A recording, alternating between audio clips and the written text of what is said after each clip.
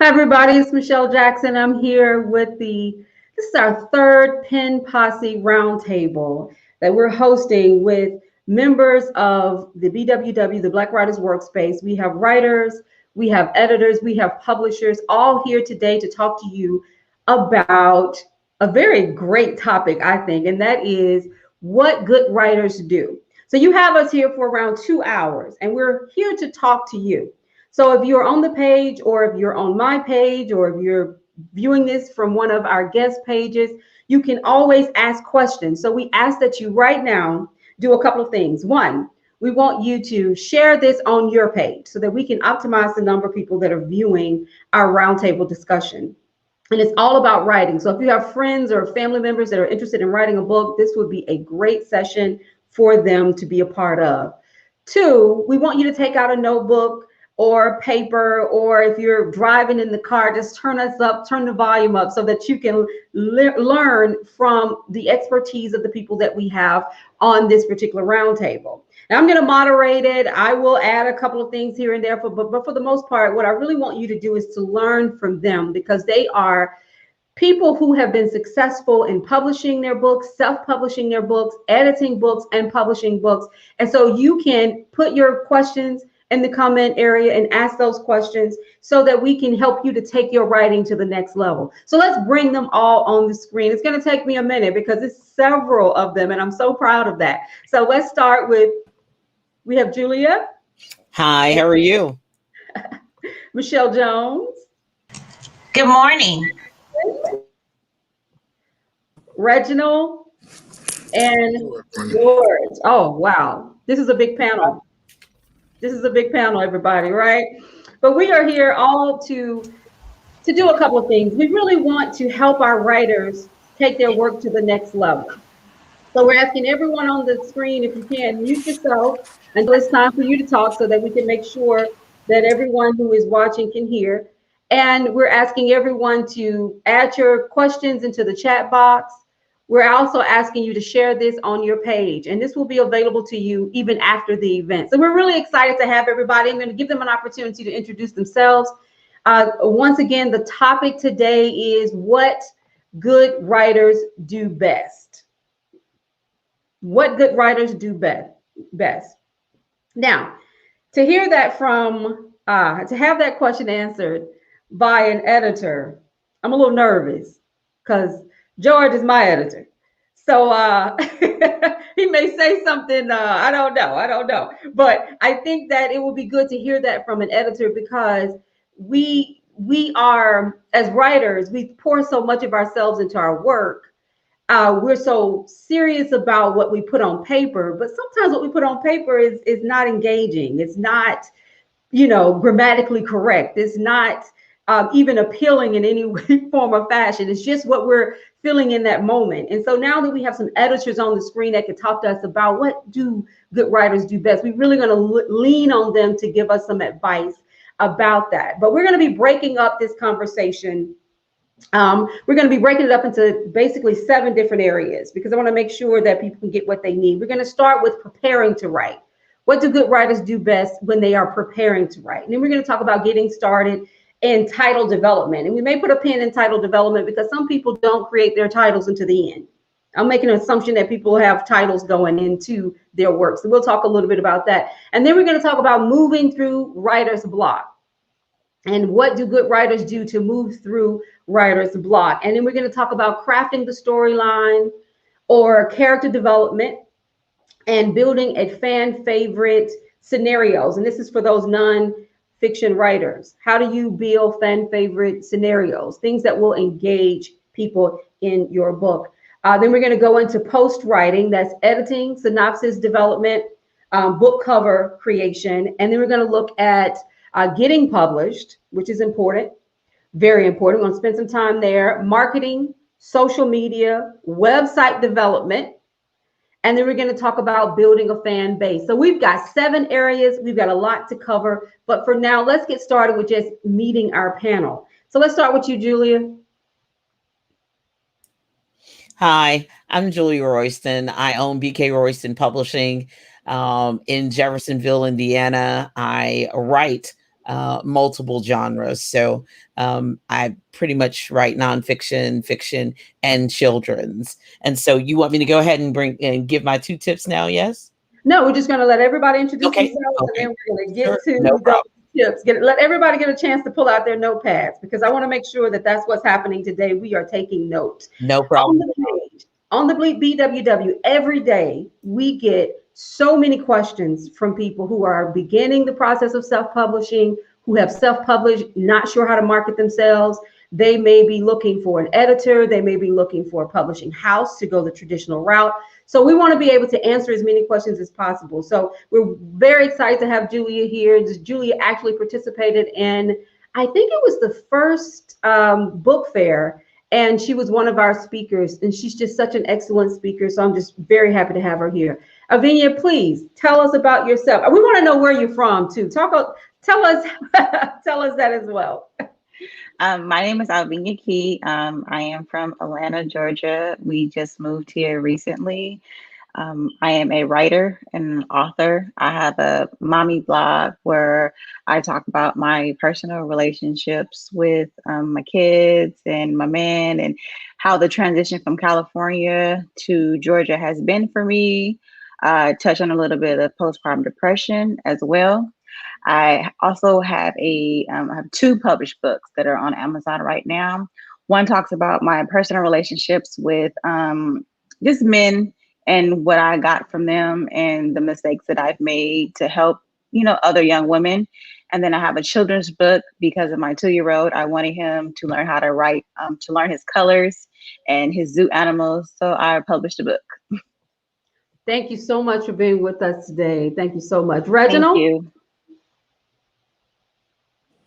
Good morning. Yes, good morning. It's great to be with everyone. My name is Reginald Williams. I am originally, born in New York, raised in a little town called Chadron, North Carolina, but now I live in Bowie, Maryland, right outside of Washington, D.C. I am the author of A Marginalized Voice, which speaks about the iatrogenic behaviors that affect Black boys. I'm the publisher of Callista Casey Publishing. I spent some years as a journalist until before I went into behavioral health. So I work with young Black boys as well as men in terms of trying to help them in dealing with their behaviors. I always say that who you are before you become an author or publisher is who you are in being an author or publisher. So what I do in terms of my writing is trying to create a movement that will help young Black boys not be in the predicament that we're in, where we're having knees on our necks and we're shot with when we have no guns in our hand. Excellent, excellent. Reggie and I spoke this week about his upcoming work, and I'm really happy that he was able to join us today. And so we're going to learn a lot from him. I'm just happy to have you here. Jacqueline, tell us about yourself. All right, my name's Jacqueline Randall, and I am the publisher of CNE Reflections, Inc. I'm located in St. Louis, and I'm also an author. We focus on children's literacy and also books that reflect women and people of color. So a lot of our books are self-reflective, and they cause you to look at yourself and just how you're moving in motherhood, relationships, finances. So all of our books are very intentional, and I try to work with very intentional writers. It's started from a love of reading and a frustration of being at the library and not being able to find books that were our story. I got tired of just urban lit, and I actually was looking for a sci-fi book that was written by a Black person, and it wasn't in the sci-fi section. It was in the urban lit section, and that just grinded my little library gears because it was in the wrong section. And I was just like, no, we got to change this. And so that's how CNE was birthed, and we've been rolling. So Good. Thank you so much. Jacqueline and I worked together on a piece a couple of months, when we first started Black Writers Workspace. So it's very, very good to have you here. Michelle Jones, who's been with us before, but please introduce yourself. Hi, everybody. My name is Michelle Jones, and I am the writer's coach. I'm an author, and I'm also the founder of the Authorpreneur Academy. I've got 4 books currently out in the marketplace. I've got 1 book that released in February that is now on Audible as an audio book, and that's entitled Walking on Water in My Stilettos. That is a book that really talked about the season of change I went through and the lessons that I learned that I wanted to share to help other people go through their season of change. Thank you so much, Michelle, for being here. And George Fishburne, please introduce yourself.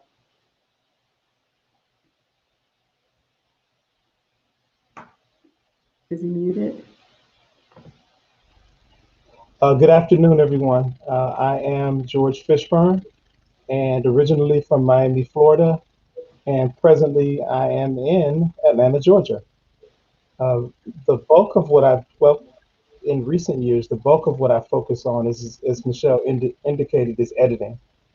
Actually got into writing seriously in recent years after my wife and I lost our daughter, Michaela, in 2012. So that kind of refocused me and got me recentered a little bit more. But editing is what I believe that I've been called to do and what I believe I do best. Excellent. So happy to have you here. And as I mentioned, George is one of my editors for both of my books. Really happy to have him be a part of this conversation. So let's get started with these tips that we're going to leave our viewers with. And viewers, this is for you. So please feel free to ask any question that you have. The Pen Posse is your posse. Okay, this is all about helping you to take your writing to the next level. All of us at some point was at, step 1 of this process. Everyone, period. Okay, every writer. Okay, every writer at some point was where you are right now if you're just getting started. Confused, nervous, so much information being thrown at you, don't know which direction to go in, not sure how to spend your money. If you only have a small amount of money to spend on this, what do I invest in order to make sure I put out a good product? All those questions that you're asking yourself, we've all asked ourselves. So I didn't get a chance to introduce myself, but I'm Michelle Jackson. I founded the Black Writers Workspace March of 2020. And I have written 2 books. One is a Christian fiction called The Heart of a Man, and the other is general fiction, and it is a book that really took me a long time to come to write, and so I am really excited to be here to talk about those 2 books that I've written. The second book is From Darkness to Night, and it was released in February of 2020, right before COVID hit. My first book, I was able to go out to trade shows. I sold that book very well. I won several competitions with it. It was the very first book I've ever written. It was self-published. It was a great experience. But actually publishing the second book, also self-published, and not being able to go out and market that book created a lot of nervousness in me, because it took me 8 years to write it. And so I wanted to make sure that people would see it. And so I started the Black Writers Workspace, hoping that we will find a platform that will allow us to come together and to work together to market our books. And as of today, we've had 2 book fairs, we have roundtables, we have weekly newsletters, and it's all about positioning, new and independent Black authors so that we can move our work ahead. So that's who I am, and I'm going to moderate this this call today. And let's get started. So this first piece is about preparing to write. Julia, what is it that good writers do when they're preparing to write, in your experience? Well, in my experience, so I've written 60 books and I've published more than 300. So now when I write with people specifically in mind. I have the audience that I'm wanting to write to, I have in mind. So whether it's a children's book, whether it's an adult book, whether it's fiction or nonfiction, I have them in mind. And I think a lot of times I love my craft. I'm working on my craft every book, every time. But I think sometimes we write what we love and we write what we enjoy. But when we're done, we didn't write with also the reader in mind. I believe you need to be authentic. I think you need to write what's in your heart. And I'm not really trying to squash anybody's creativity at all. Because writing 60 books, I haven't put my creativity under wraps. So I'm not going to do that to you. But you still have to determine who that reader is. Who are you writing for? And hopefully they're wanting to purchase what you've written. And then secondly, and I know that we're going to be talking about this much later, but this has kind of been a soapbox that I've been on. And all the publishers, go ahead and shake your head. And all the authors, go ahead and say, yes, I agree. Because this promotion piece is not an option, love. I'm just wanted, yeah. I knew everybody would agree. The promotion piece, boo, is not an option. So comfort zone, what comfort zone? I don't really want to talk about myself. I just want to sell books. Boo, it won't happen. And we'll tell you more about that later. So those are kind of my two main tips right now. Thinking when you're writing, keep the reader in mind, even with language, even with the words you use, etc., and what you're writing and who you're writing to. And then promotion is not an option. And I'll shut up. Absolutely. I love what you said. Now, everyone, if you're comfortable enough with StreamYard to go and add your comment in the comment box that goes out to everyone. I don't know if you guys can see that. You may not. I'm not sure. It may just be a private box. But add it in there while the others are talking so that people who are on Facebook, they can kind of see it. If you can't, don't worry about it. I can add some of those things, and we're taking notes as well. So, Avinia, what tip would you give, during this process of preparing to write? And this is such a sensitive time because this is where your confidence has to kick in. You're like, can I do this? How do I do this? And I love what Julia said, write with the reader in mind. Absolutely. Because if you're writing to sell books, you've got to think about the reader. Okay. Some of us write for ourselves. And those are the books sometimes that may need to just be published and put on your shelf. But if you're writing to sell, you have to write with the reader in mind. Avanya, what do you say?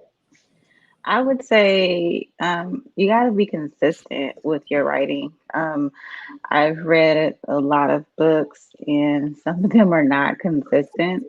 I've helped a lot of people write books, and some of their areas is the consistency of it. They're all over the place. I would say make an outline, do some brainstorming just to get yourself on the page of what you want to write about, especially if you're writing a fictional character. I've never personally wrote a fictional character, but you have to brainstorm. If I'm reading a book about a story, I want to make sure that everything is consistent and it's coming together. So I would just say, be consistent, have an outline, do some brainstorming, and just write. Just write. Because I think we get caught up in our head a lot. Well, I don't know about this. And we self-sabotage ourselves a whole lot. I mean, I've done it writing.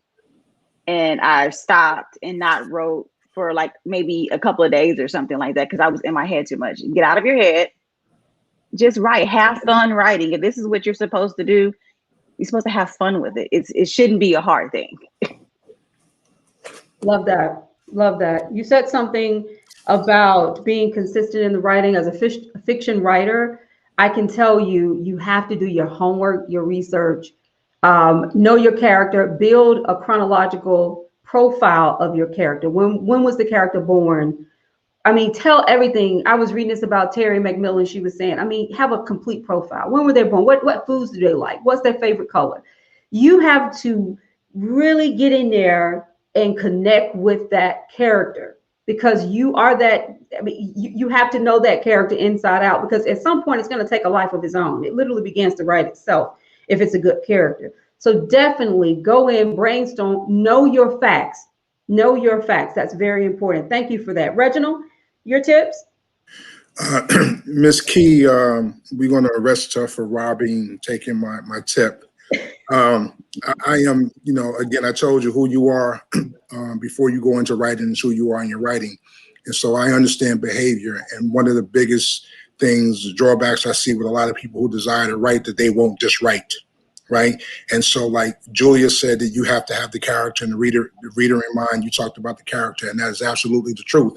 But if I do not just write, none of that matters. And I don't write to be correct. I don't write to be proper. I just want to get it on the page. There's the process of writing, and then there's the process of working on what you wrote. But if I am trying to fix it all in my head at one time, I never get it on the paper, because as Ms. Keith says, I'm in my head and my head is telling me that's dumb, that's stupid. And so just write. I think I shared with Michelle the other day, I'm what I call a very organic writer. And that means that I don't have a specific time, I don't have a specific place, but I pay attention to the things that are around me, and it's those things that I begin to write. And I remember one time driving from Georgia, I had just purchased a pizza pie, and I'm driving, and a thought came in my mind, and I didn't have anything to write on but that pizza box. So I wrote on that pizza box and saved that pizza box until I got back to Maryland. And so that's my one tip, is just write. And the second tip is understand the rules of publishing, right? I think Julia kind of talked about it in terms of marketing. You know, you get into this game and you want to create your rules to win in this game. And this game has some very specific rules. So whether it's marketing prior to putting your book out, whether it's getting an editor, because there's so many people who believe they can self-edit, and I'm one who believes that you can't.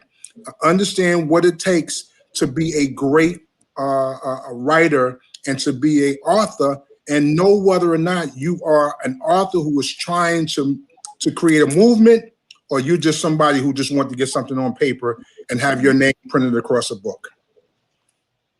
Absolutely. Love it. Love it. I remember taking a screenwriting class a couple of years ago, and the screenwriting coach kept saying, write it poorly, but write it.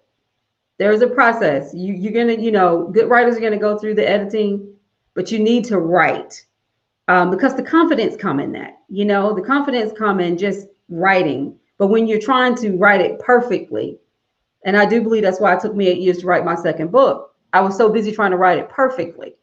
And that doesn't work. Just write it and then go in and go take it through the process. Great. I love that. Jacqueline, your tips? Okay. I think mine is a mix of all three that came before me, but my biggest one is research.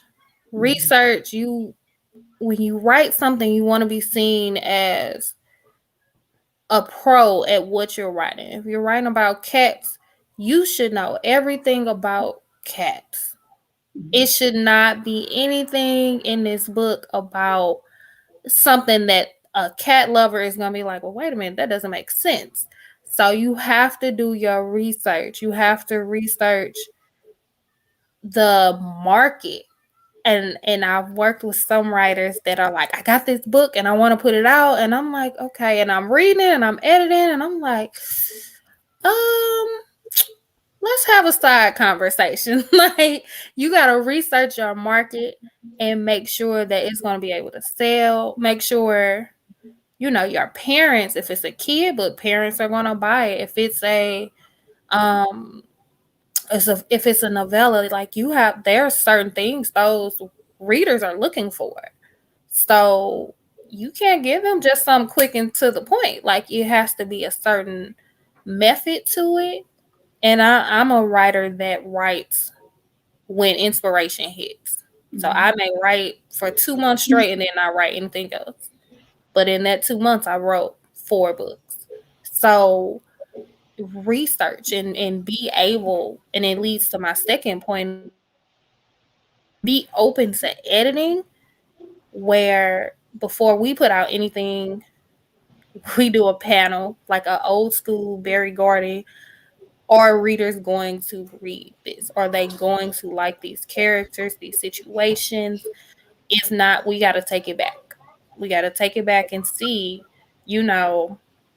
why this doesn't make sense. If they're in New York in winter, why are they not talking about getting ready for New Year's Eve and the ball drop? Why are they not talking about it being cold in the book? And so those things, I think a lot of people skip over in the process of, I just want to put a book out. Oh, everybody's writing a book. I want to put a book out, but they're not researching what they are writing about, and they're not open to editing. Like, what is it? Grammarly only goes so far. Like, you need that extra set of eyes. You need that panel to kind of say, like, well, I don't know about this. I don't know if this is going to make me want book number 2 and book number 3. So I think those are my top tips.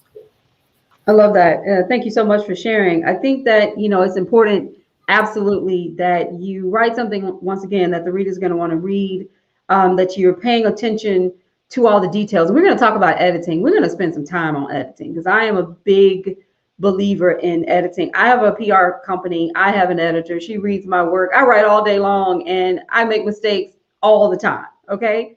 No one writes without making mistakes. I've read books and I've had people to tell me, I didn't get an editor. I just edited myself. And you can tell that it was edited yourself. We all make mistakes. We definitely need editors. So Michelle, let's talk to you about this preparing to write. What are your tips? Well, a lot of what I was going to say has already been said, but I did have one thing that I want to make sure when you're preparing to write and you know that you are putting this out into the marketplace, please, please, please, please protect your intellectual property. Okay? True enough, as soon as you write a word on a piece of paper and you date it, you've done that. But go through the process of getting that copyright protection. Because when you put your stuff out there for your beta groups to read, for your endorsement groups to read, for that editor to read, when it leaves your hand, even though you're trusting these people to keep your confidentiality and not to disclose what you're sharing, you also need to make sure that you have that added protection. And you can start that process. And then once the book is completed, you can finish the process. But protect your intellectual property. Do it in the beginning, even if you don't know the title yet. Come up with a title idea that's close to what you want to say and put it out there. You can always go back in there and change the title when you finish up that application. But make sure that you do that and then pay the fee for you to be able to do that as well, so that yours is already out there. And if anybody decides that they are going to come back and try to utilize anything that they read or that they know is yours, you've got that protection. And you can always send that cease and desist letter to make sure that you protect yourself. And then the second thing I wanted to share is schedule your writing. I am an inspirational writer like Jacqueline as well. But I have run into people who are not consistent. There's no consistency in what they do. And this is how I normally say it. There is a connection between you and the creator. It's almost like there is a connection that is coming down between you and the creator. And if you do not set that time aside consistently, then the creator cannot consistently download into you what he wants in that book. And so it gives you that opportunity to write and to have it to flow. And like Reginald said, don't be trying to have a masterpiece in your first draft. Just write.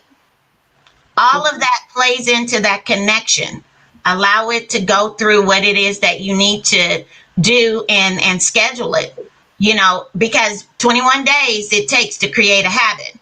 And if you are a better writer in the morning, then make sure that you schedule time in the morning to write.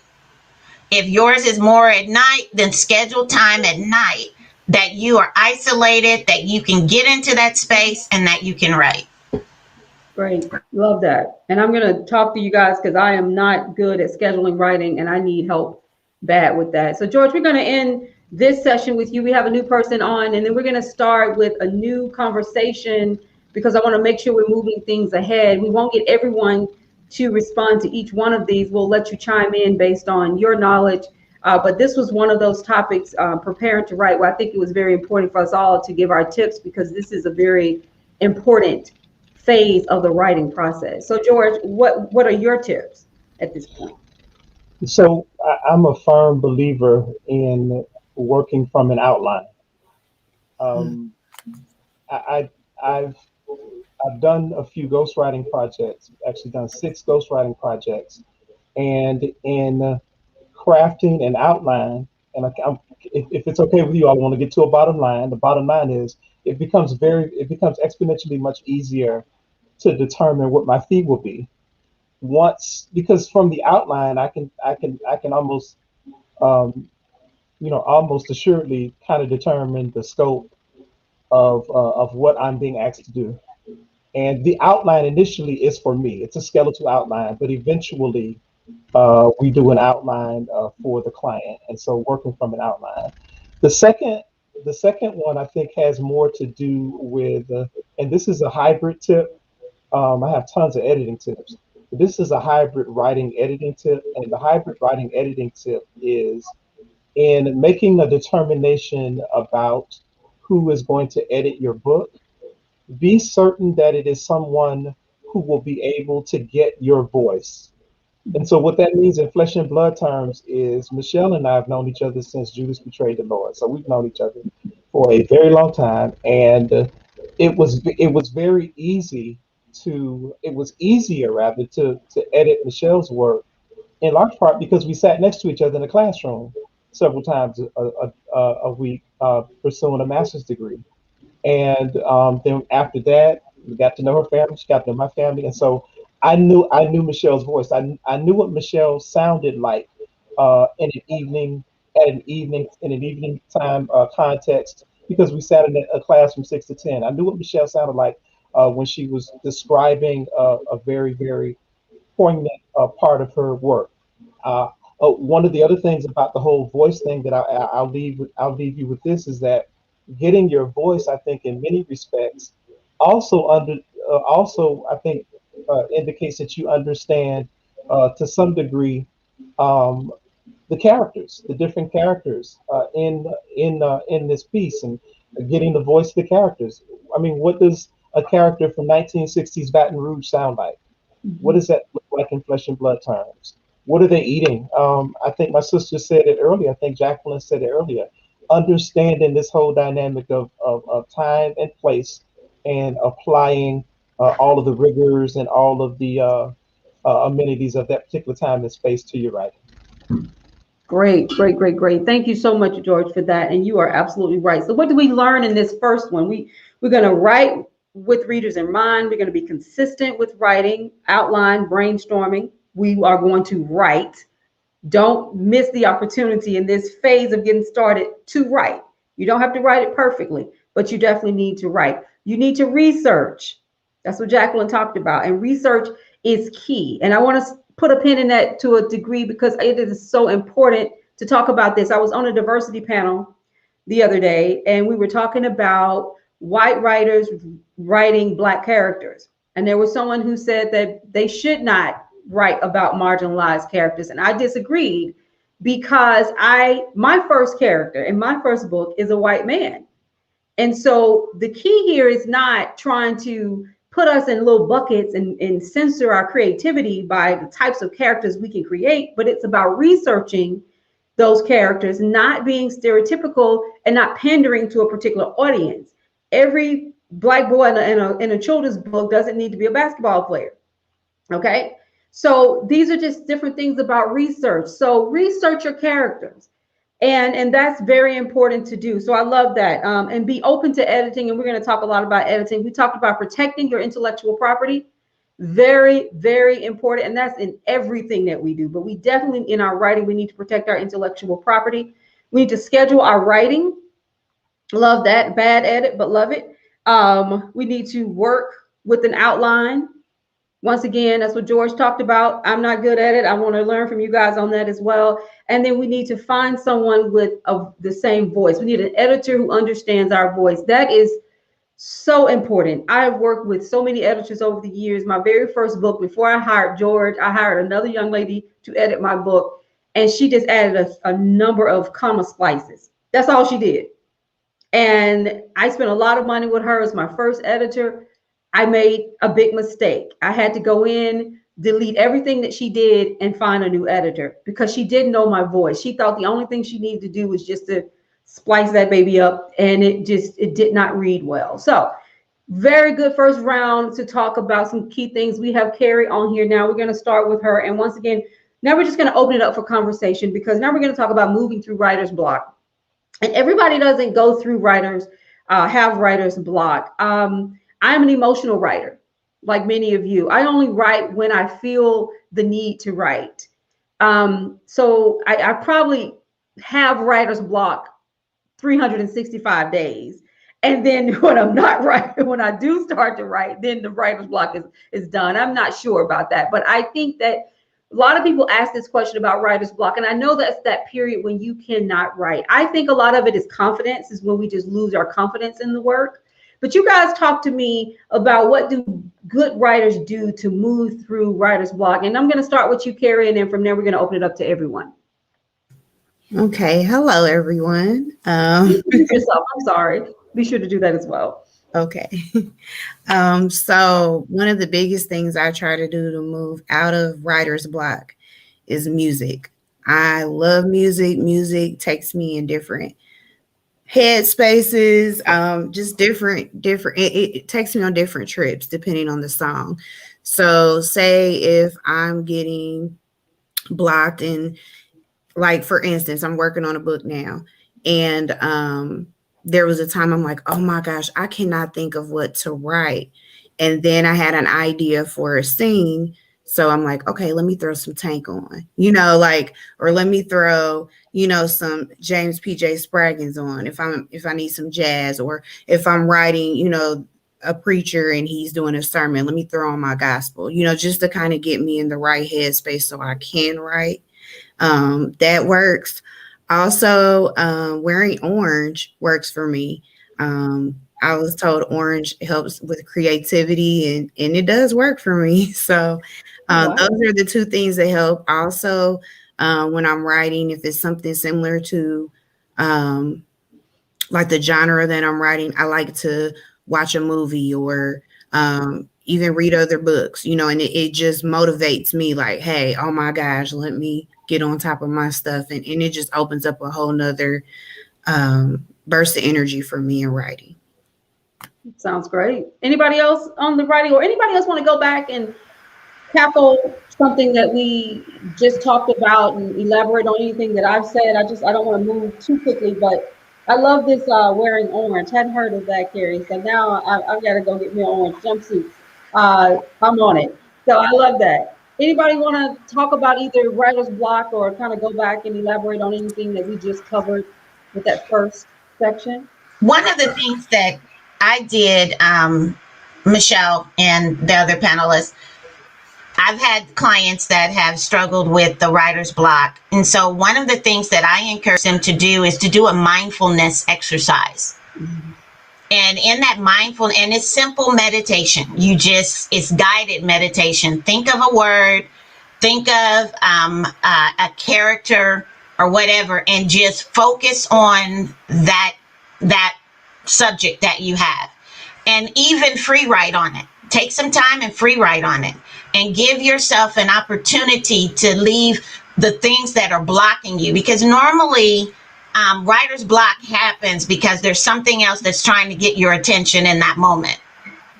And so you have to deal with that. So when you go through that mindfulness opportunity and that practice, then what you're doing is you're redirecting your mindset so that you can begin to do what it is that you need to do. That's all meditation does, is it redirects you into a clear space to be able to accomplish whatever it is that you want to accomplish.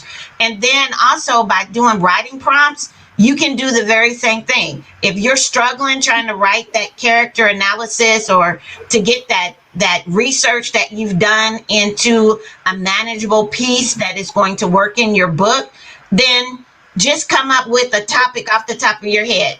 Talk about you being a piece of chewing gum and spend 8 to 10 minutes writing about yourself as a piece of chewing gum. And it sounds crazy. I know it does, but it works because then you started that writing juices going and you're able to continue moving forward with it. Love that. Thank you so much for sharing. Anyone else? Any more ideas around writer? I'm sorry. Absolutely. For again, Carrie and Michelle both, they both hit it on the head. But it is two things for me, and the first is this. And again, I'm gonna say it again: who you are before you come into writing is who you are in your writing. I told you I'm a behavioral health specialist. I deal with behaviors and the predictive, understanding cultures and understanding how people do things. And so I believe that self-talk is linked to self-belief, right? So for me, the whole concept of believing that you have writer's block is negative in itself and puts you in a negative space. The idea I believe that most people have when they say they have writer's block is that they can't think about whatever. But the reality is this: the only way that you could have writer's block is that you physically cannot write. So for me, when I'm writing something, I may be talking about my wife, or I'm writing this story about my wife pissed me off today, and I'm going to write this reel, whatever.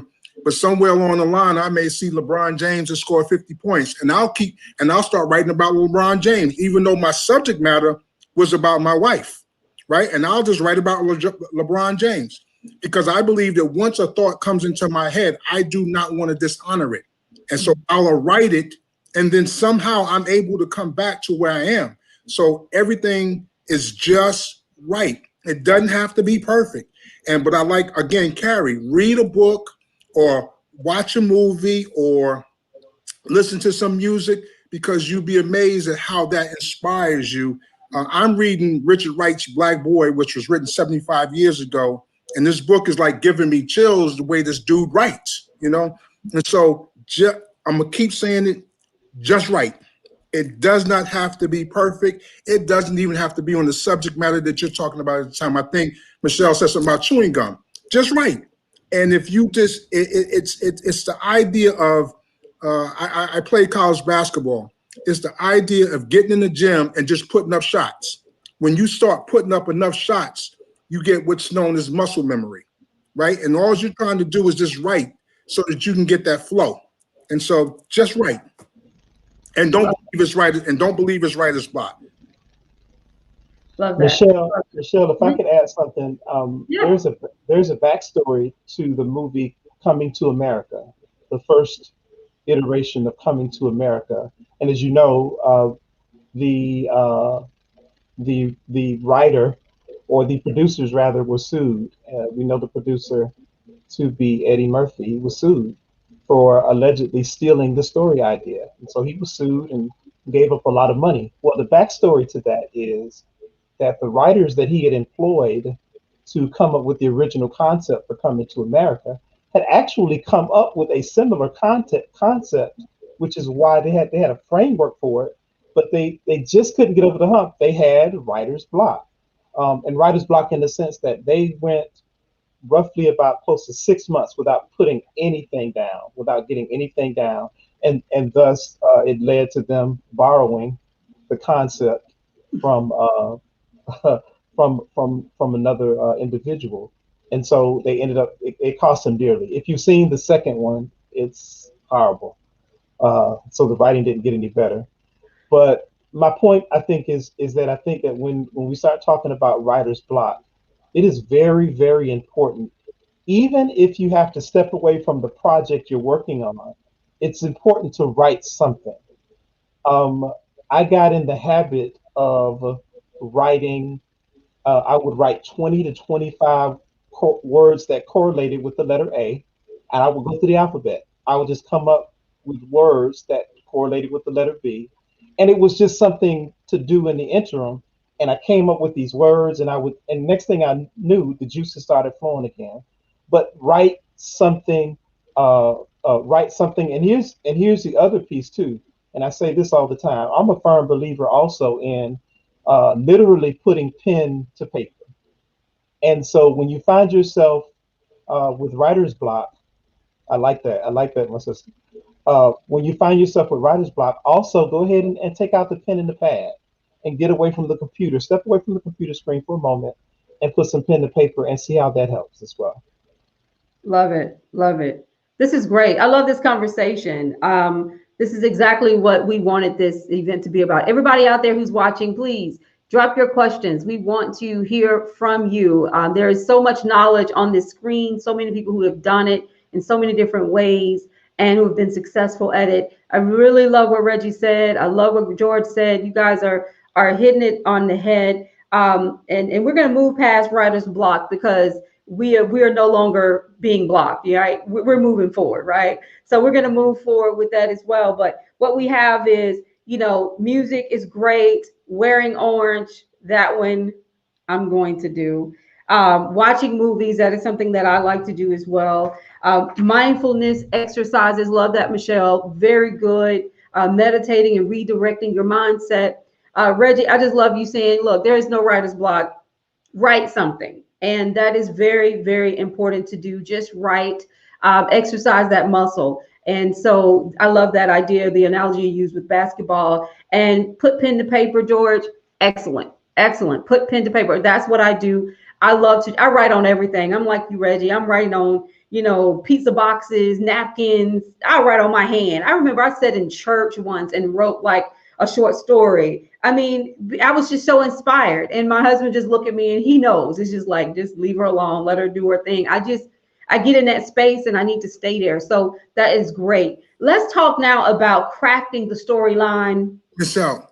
I'm sorry. Before you do that, this is really quick.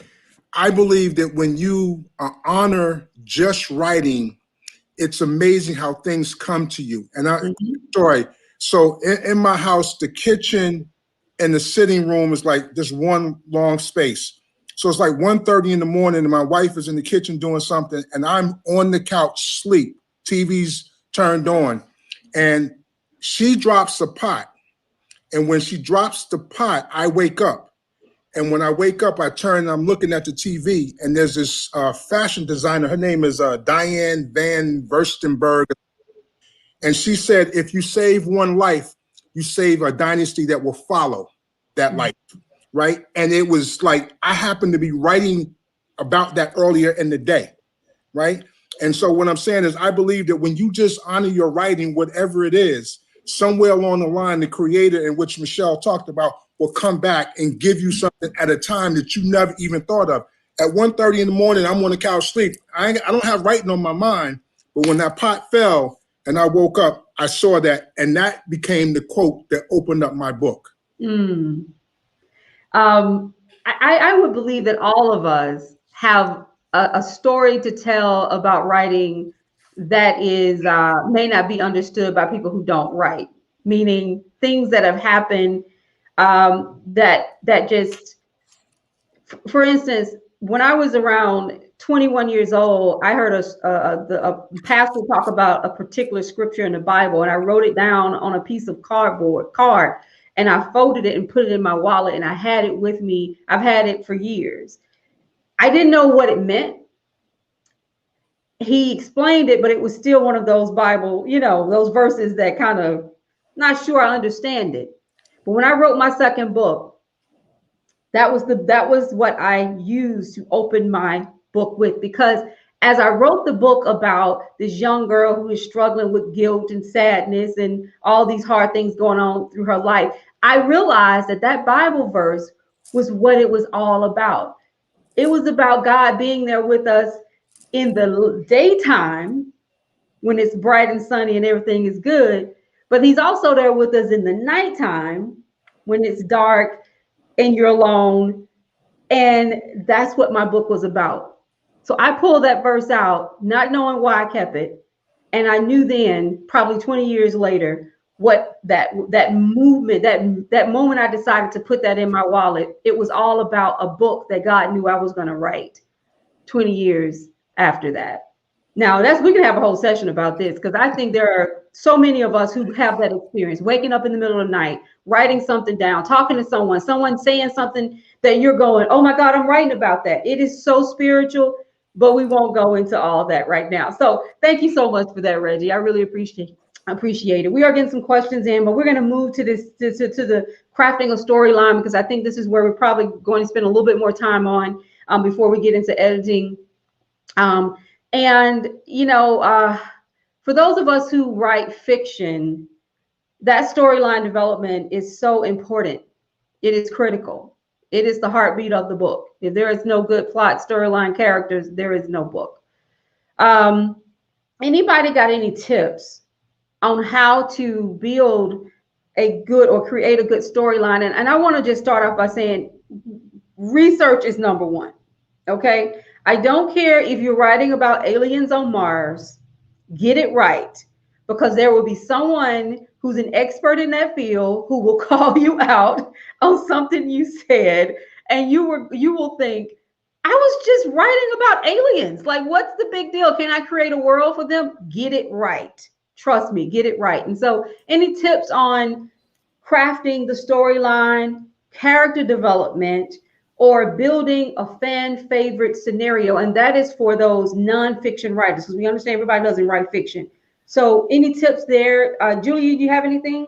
Okay, so I started out writing nonfiction, devotionals, inspirationals, and those types of books. But I literally prayed and asked God, I want to write fiction. So I'm unorthodox in my methodology, but I've had some help along the line and along the way, because when I first started, he said, embellish your own story of finding love again, and really speaking to myself, honestly. But of course, it resonates with a lot of women in their 40s who are single or divorced or whatever. So I found myself, so I basically was writing my first book one of my series, Women of the Fellowship series, about myself. So, but it resonates with a lot of different people. And then I'm like Jacqueline, I had to do my research. So I set it in a city where I lived. So I knew it. It's not like, and then the person I knew. So I knew what she wanted to eat. I knew where she wanted to live. I knew, because I lived in Cincinnati. I wanted to live in one of those high rises that looked over the whole Ohio, the bingo statement, all of that. I knew all of that. And I knew that because I had lived there. But number one is, of course, the writing and a profile of your character, the city, everything. Now, I have written a fiction book where I made up a town. And most towns have a Walmart. Most towns have a barbershop. Most towns have a hair salon and a Goodwill and all that. So you can have a fictional city where I had to actually do my research and say, does that city in the state of Indiana actually exist? Well, it did not. I was able to put two words together, and that happened. So research is number one. And then number two is, like Carrie said, watching a movie. When you watch movies with fiction, you have to make sure that it's like a scene. So when you watch movies, you're writing them. So you don't have the visual. They have to be a visual with your words, as opposed to seeing it. Okay, that's the next day. Well, you got to say it's the next day. So how did you get in the car? Did they walk? Did they go out the door? So the third thing is transitions have to be key. So scene development and character development. I mean, there's so many things. Main theme, sub themes, the main characters, the sub characters, the secondary characters. There's so many pieces to that puzzle. And fiction takes a lot longer to write than does nonfiction. So those are kind of, just some basic things, because that's a whole course and a whole session within itself. I love fiction because I love the creative process. And then the final thing is with fiction for me now, and the others who write fiction, maybe you agree or don't disagree, but they talk to me. The characters actually literally talk to me. The dialogue runs and the dialogue comes and they're like, hey, I'm ready to talk now. Get up, get out of the bed. It's 2 or 3 o'clock in the morning. Albert Mann has this question about, is there too much dialogue in the novel?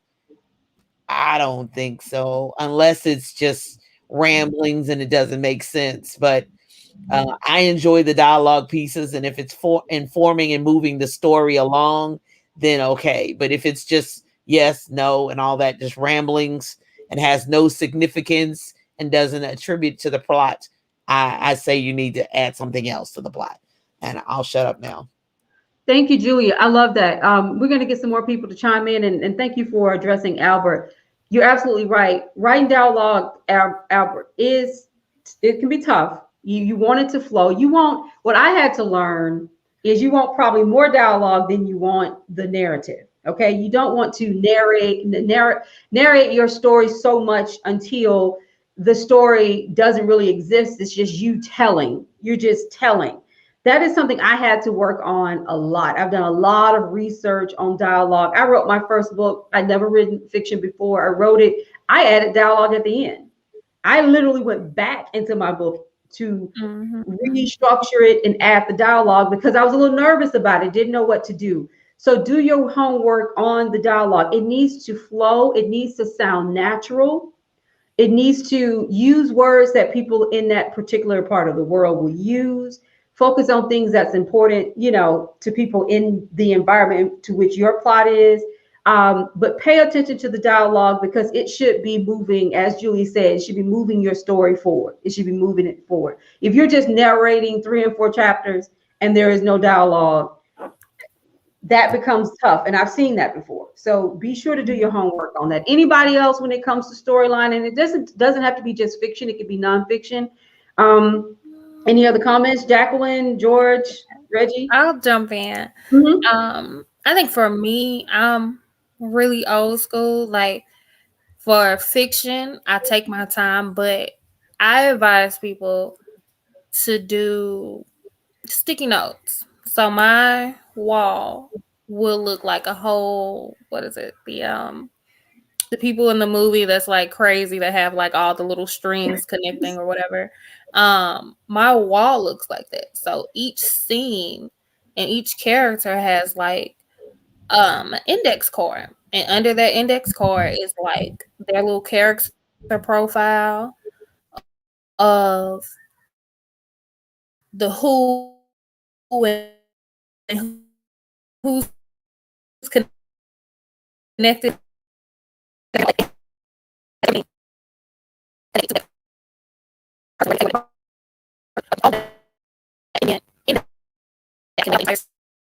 Story from start to finish. The transition isn't there. I can notice it without writing the whole book out, and then why do we jump to a scene? How do we get here? Because it's already laid out. It looks completely crazy, but it works because you have all of that, and you can kind of do what Julia said. Like, why are these people even talking, or why is this character even relevant? Like, you don't need this character. You can pull them out, and it makes it a little bit easier to edit your story. Because as a reader, I don't want to know about the mailman if the mailman has no significance. Does he bring you the letter saying that you want $1 million?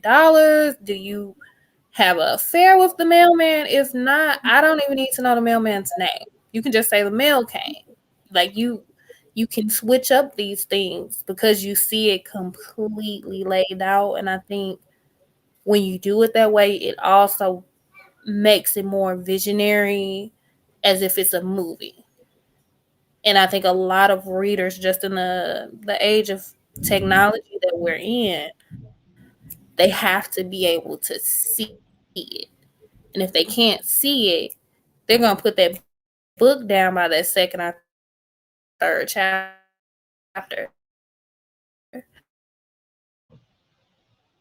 I agree. I'm sorry, guys. Can everybody hear me?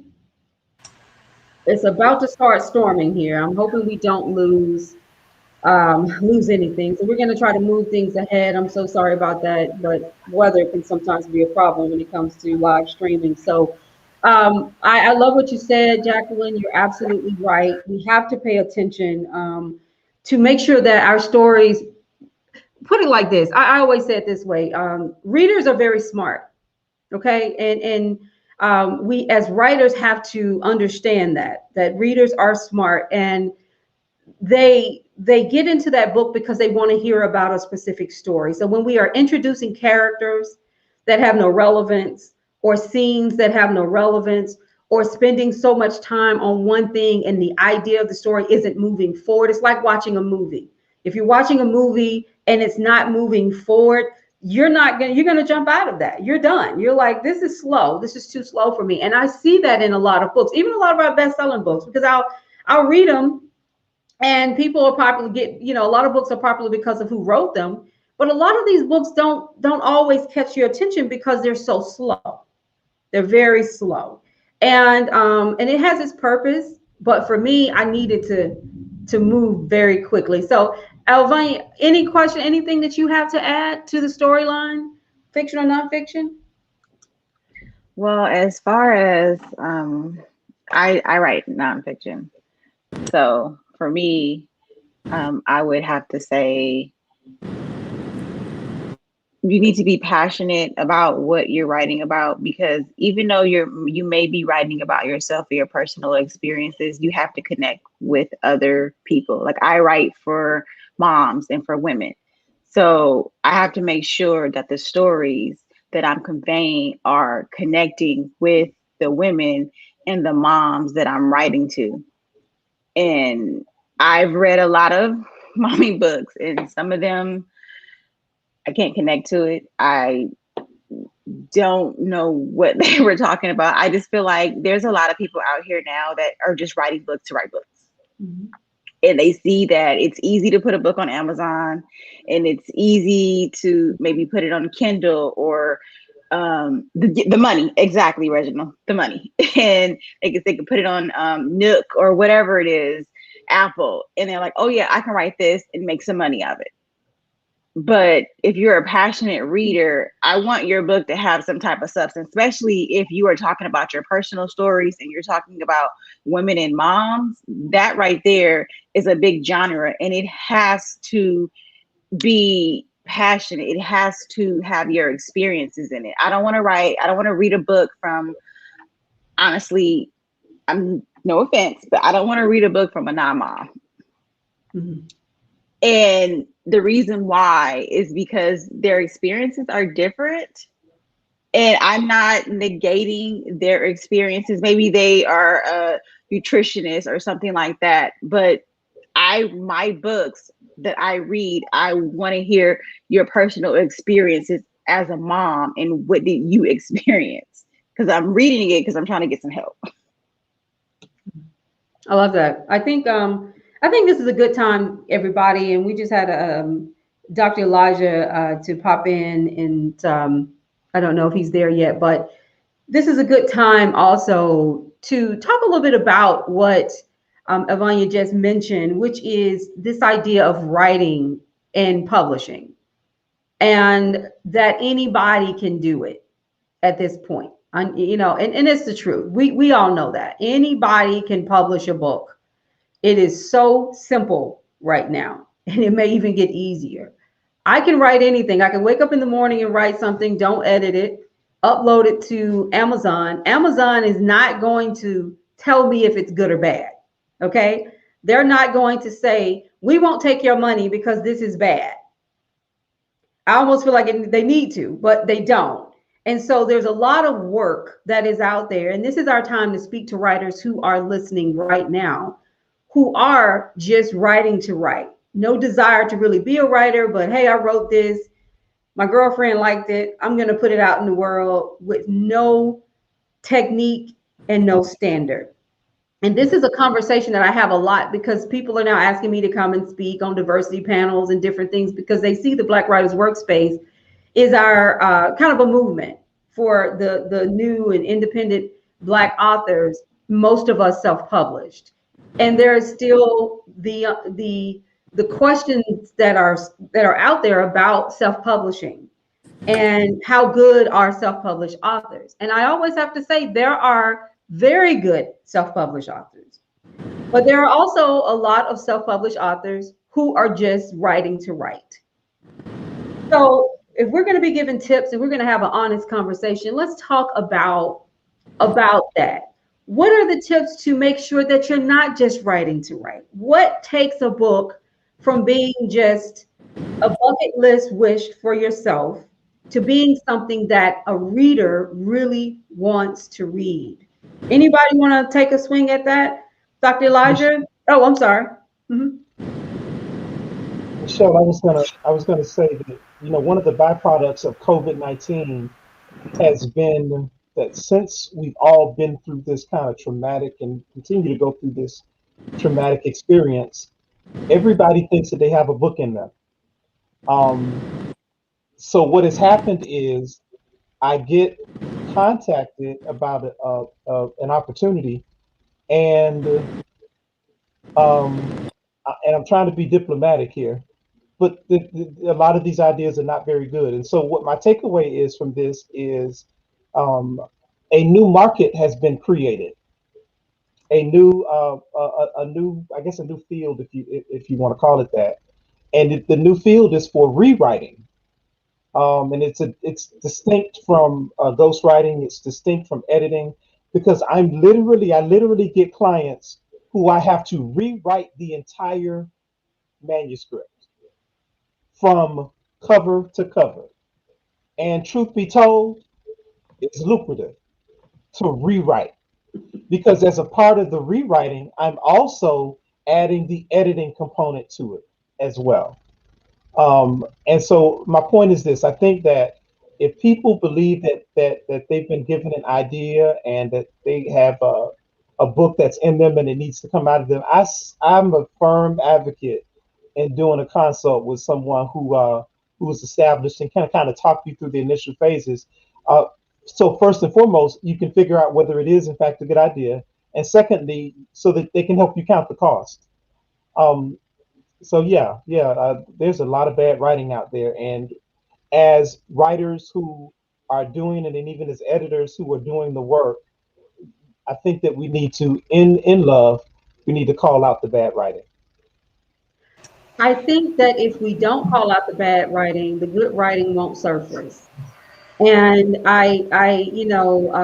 and I hate to say that, and I'm not saying call it out by disrespecting people or being rude, but calling it out in that we, as a community of writers, really advocate for specific writing techniques to be seen in the work. I need to see that that you're serious about this, that you are researching and editing and so on and so forth. And that's one of the reasons why I wanted to start this Pen Posse Roundtable, is because I buy books from the page all the time. That's what I do every week. And not only that, but I review book synopsis almost every day because I do a newsletter every week. So I'm constantly looking at everybody's Amazon pages and reading synopsis, and I see so much talent, but also I see people who are literally just writing to write. And what they'll do is they will sell 100 books to family members and friends. And then they feel like, I got this, so I don't need an editor. If I sold 100 books, I don't need an editor for the next book. And the reality is that is not the reality. And so, Michelle, you were about to say something. I know you work with writers as well. What are your comments on this?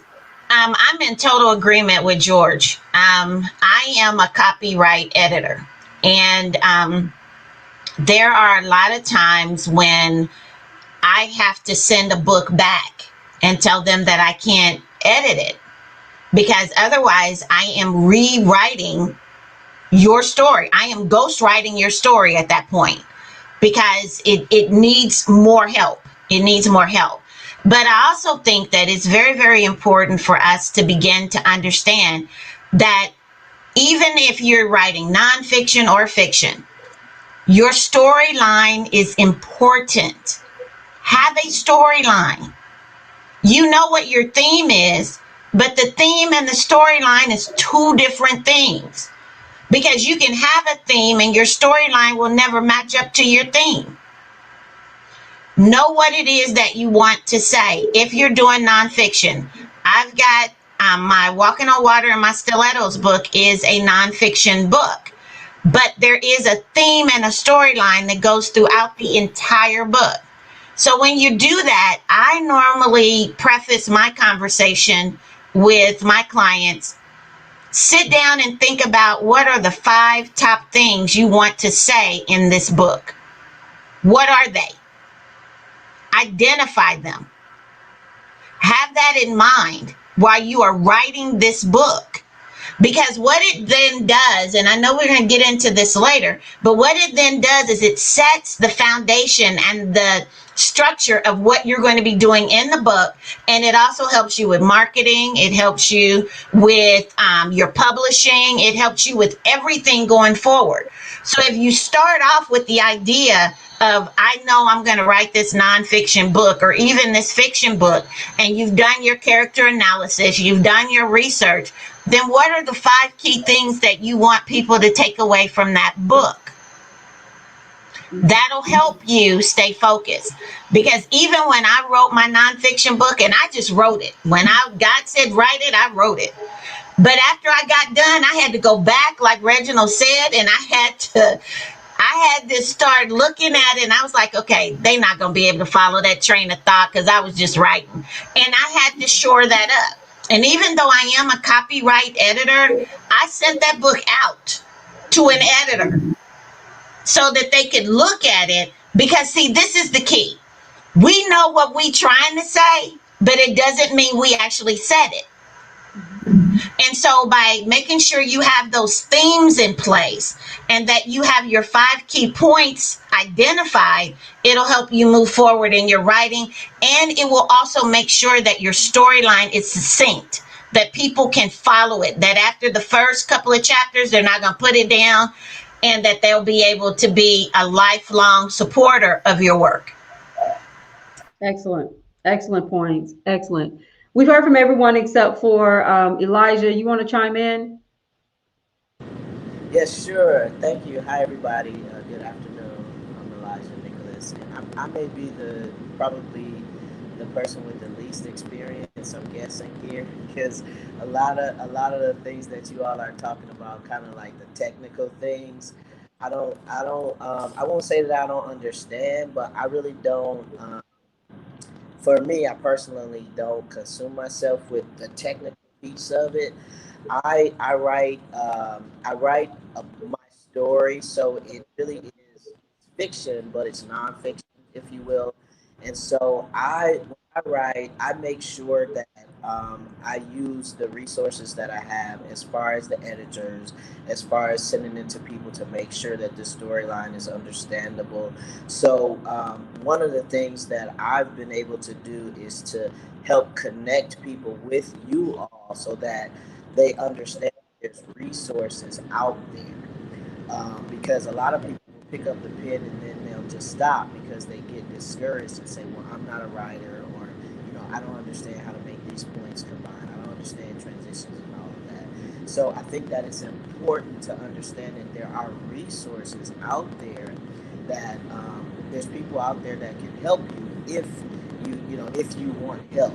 That's the key right there, is we gotta want the help. And I knew, for me personally, I'd rather not spend a lot of time on the technical piece. For me, I just write, and if you've ever read my blogs or anything, you might see mistakes in it.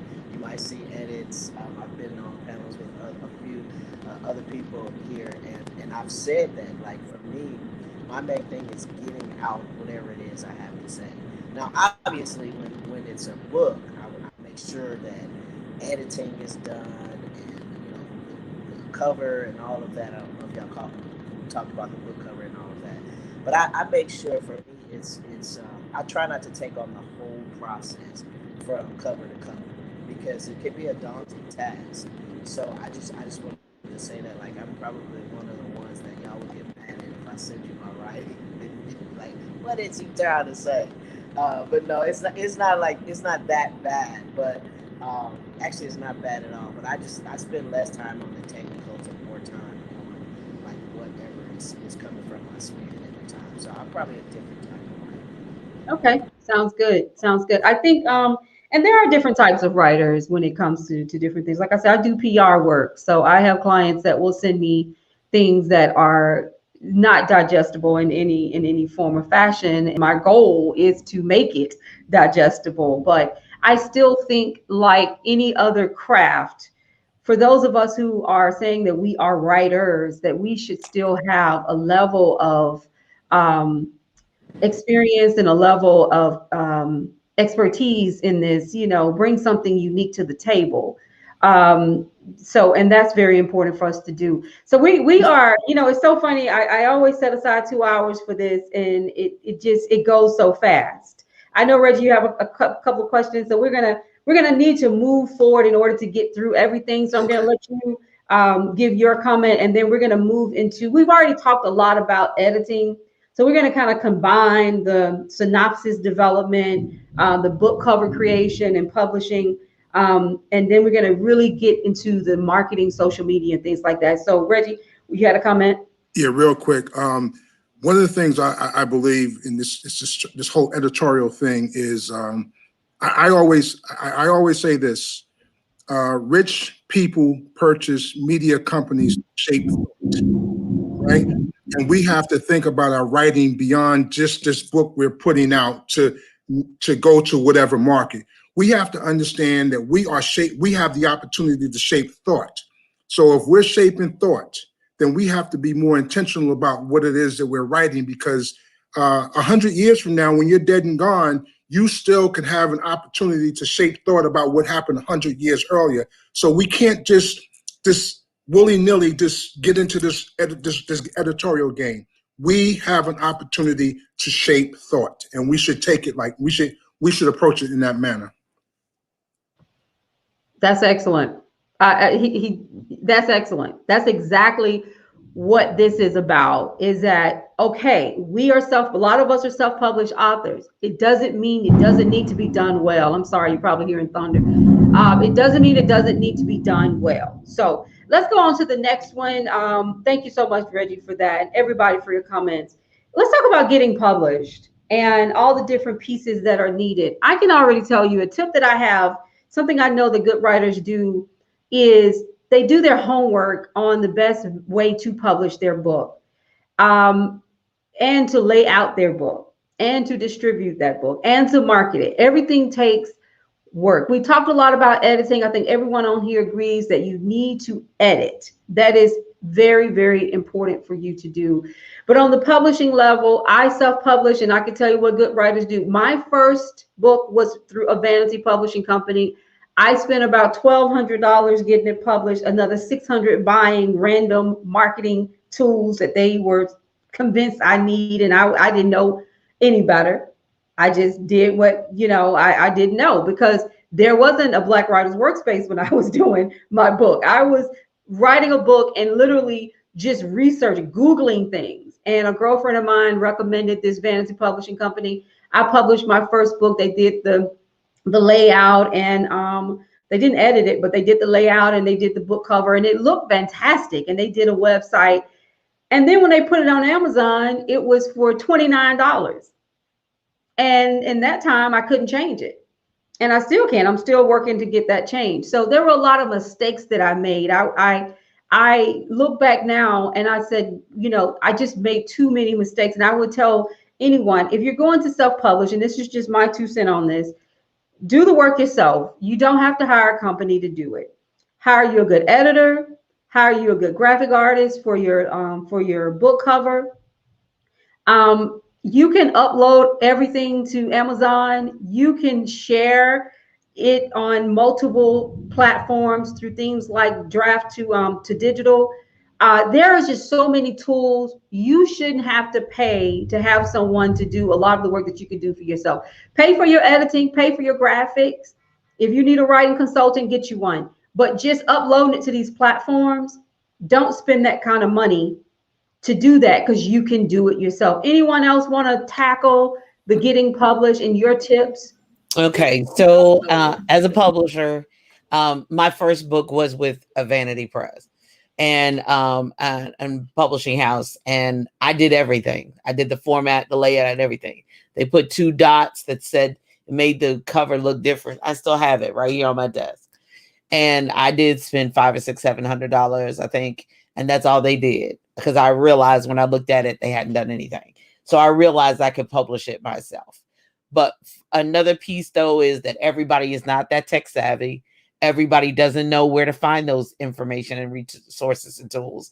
They don't know how to find that. They don't know where the editors are. And this platform is going to help with that, thank God.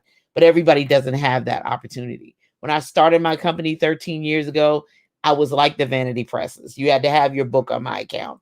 We split royalties 50-50, whatever. That was a contract. I don't do that anymore. Right now, I am even more a resource for people to self-publish. You'll have your own Amazon account. You'll have your own royalties. You'll be able to order your print books at the author rate and not like I had to do, only made $1 off of each book because the vanity press was so high. And I realized until when I got in the business, they were charging 4 times what it could cost for author copy. I highly recommend that one of the things you need to consider is that you have to know what your budget is and what your expertise is. And you've got to make sure that your budget, whatever it is, meets with what your expertise is, because sometimes they don't go together. And the other piece too is that you need to look at the contract. You need to make sure that what you're actually signing away and what you're actually giving up, even in a traditional deal. If you want, I want New York publisher to publish. Okay, great. But boo, what are you giving up? And I have control issues. So that's the reason why I have my own publishing company at first. I published 250 more people, but it was started for me because I had control issues. So, it just all depends on what you're doing. And back to what Reginald said, it all depends on, are you just trying to make money? Are you trying to help other people? Or is this a movement? And is this book a platform for your business, for your next level coaching? Is this going to take you to the next level? Is this going to be a part of, a Bishop Jake's Woman That Are Loosed? Is that where it's going to go? Or is this just something you just did because your teacher in school told you couldn't do it? So you have to decide that, and having that budget to determine where you're going to go and what you're going to do. And if you can't do that on your own, and you got chapters starting on the wrong page and they don't have page numbers and the header and the footer don't match and the table of contents lopsided, then you're going to have to pay for some help, or you're going to have to get that help from somewhere, or take the time to learn it yourself. And I'm out. Drop the mic. Okay, love it. We could probably go from each person on this one. And Avanya, what do you say about the publishing? What did you learn publishing your book? Well, the first book, I did go to one of those vanity companies, and I paid, I think, $2,500 because I had them do the editing and the extra editing. And once I realized that I could have done everything myself, I was like, oh my God, this was so easy that if I did a little research and just took a little time, I could have probably used them for the editing part, but everything else I could have literally done myself. So I would just say, just research, look it up. It's easy to make an Amazon account. I'm sure everybody has one. It's free. I copyright wrote my stuff before I put it on there. So I have the rights to everything, and it's not Amazon, because if you use, with Amazon, use your own ISBN, because if you use theirs, you cannot publish your book on another platform. You have to keep your book with them, and you want to be able to publish it everywhere, not just on Amazon. I learned that too. So those are my little tips. Excellent. George? One of the things that I did initially was I did start a publishing company, and so back then in the late 90s, early 2000s, there was a term or a word. It's called medallion. And so back then you were encouraged to get what's called a publishing medallion. And basically all that is a I call it a hood copyright. So you had a logo, you had a name, and it was registered, and pretty much people would stay away from your medallion. So my medallion was Tribute Publishing, or is Tribute Publishing. What I also did, I thought that was really key for me, is I want to know, like, if you were to come to my house and look in the cupboard, you'll see all of the seasoning salts in one section. You'll see all of the different types of peppers I use in one section. And so I want to know where everything is when I need it. And so what I did then is I bought close to almost 400 ISBN numbers, 13s and well, at that time was ISBN 13s, and now they're 10 or 10s, now they're 13 digits. And so I bought, and I still have like about 200 or so left. And so that was an additional service I was able to offer a client. I was able to give them an ISBN number once I worked with them. So I would add the last thing though, in terms of publishing, I think that the biggest thing that you should understand with publishing is that you need to reduce it to its least common denominator. For someone who does not have all of the sophisticated software and whatnot, you literally can start out with Microsoft Word and go ahead and kind of move from there. Eventually, it'll end up into a PDF before it goes to your printer.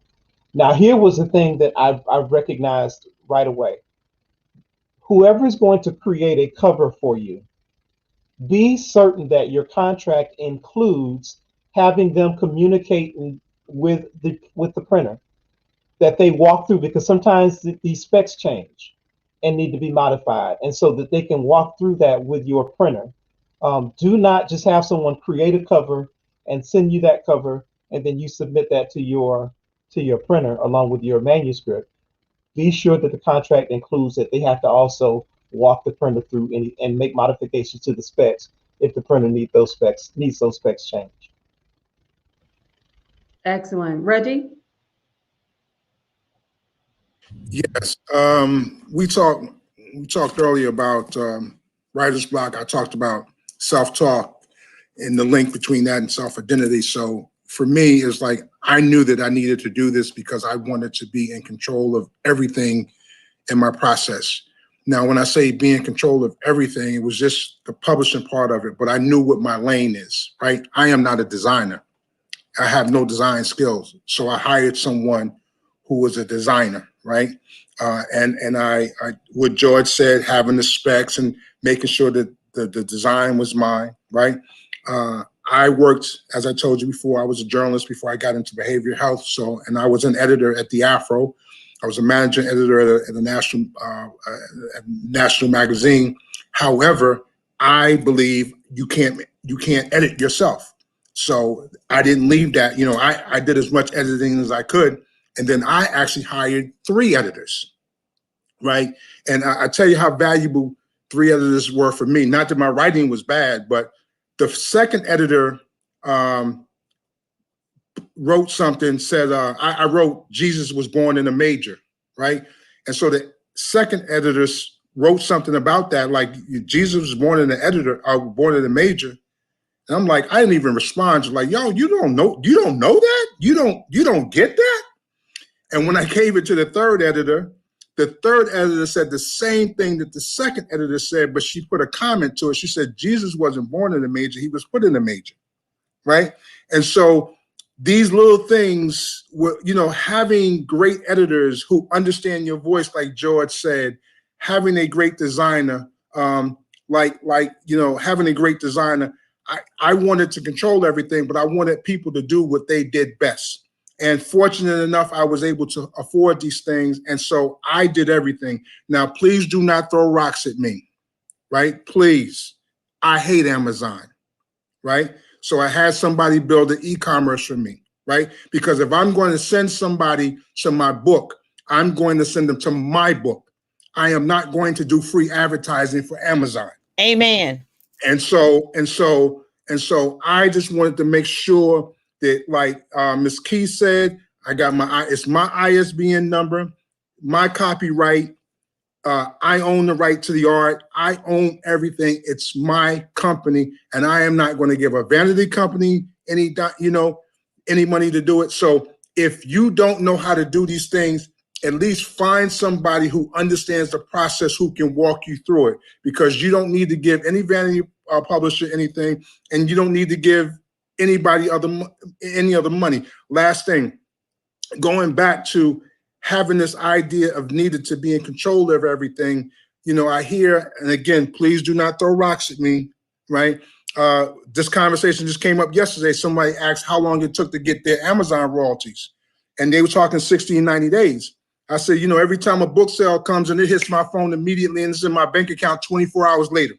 And I love that. I love it being at dinner and that phone ring, ding, ding, oh, my money, So I wanted to control everything again, because content control gives me the opportunity to create a narrative that says that, and this all goes back to my behavioral health, man. I am trying to find ways, man, to empower our people.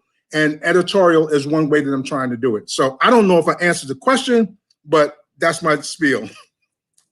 Oh, you definitely answered the question. I love everything you said. I love that. I think the key here, and we're going to finish up with the 4 additional authors and publishers on this question. But the key here that I hope everyone will understand is that there are several ways to do this. Okay, there are several ways. Don't let anyone call you and tell you the only way you're going to publish your book is you send me, $1,900 and I'm going to do. You can do it all yourself. Just like Reggie did, every lick. And I've been working to do that myself because I'm with you, Reggie. I believe that we should own what we have. I do use Amazon, but every time I write a book, this is my second one, I learn so much until now I'm at that place where I'm about to start book number 3. And I'm like, I'm going to do it all myself. Everything. I even did my own cover for my last book. Then I hired somebody to redo it because I woke up one day and looked at it and hated it. But I was like, okay. But nonetheless, even with that, I had the control to change my own book cover. So because we get these questions a lot on the page. How do I self-publish? What do I do? What happens? Then you have people who say, I want to do traditional publishing. And we'll talk a little bit about that. But if you're trying to go the route of self-publishing, really focus on the word self. You can do it all. You literally can do every lick of this by yourself. You do not need anyone to do it. However, I do recognize you need an editor, a third-party editor. I'm a big believer in that. I had 2 for my last book.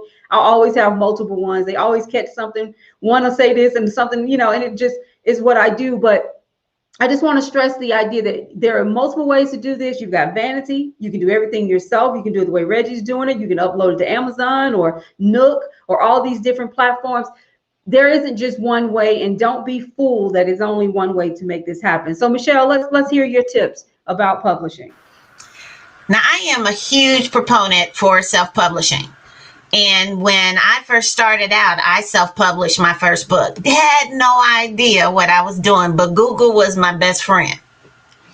I learned everything about the process. And so compared to working with a publisher, I have to admit, I probably spent less than $100 self-publishing myself, outside of what I had to pay for editing and that type, and my graphic artist.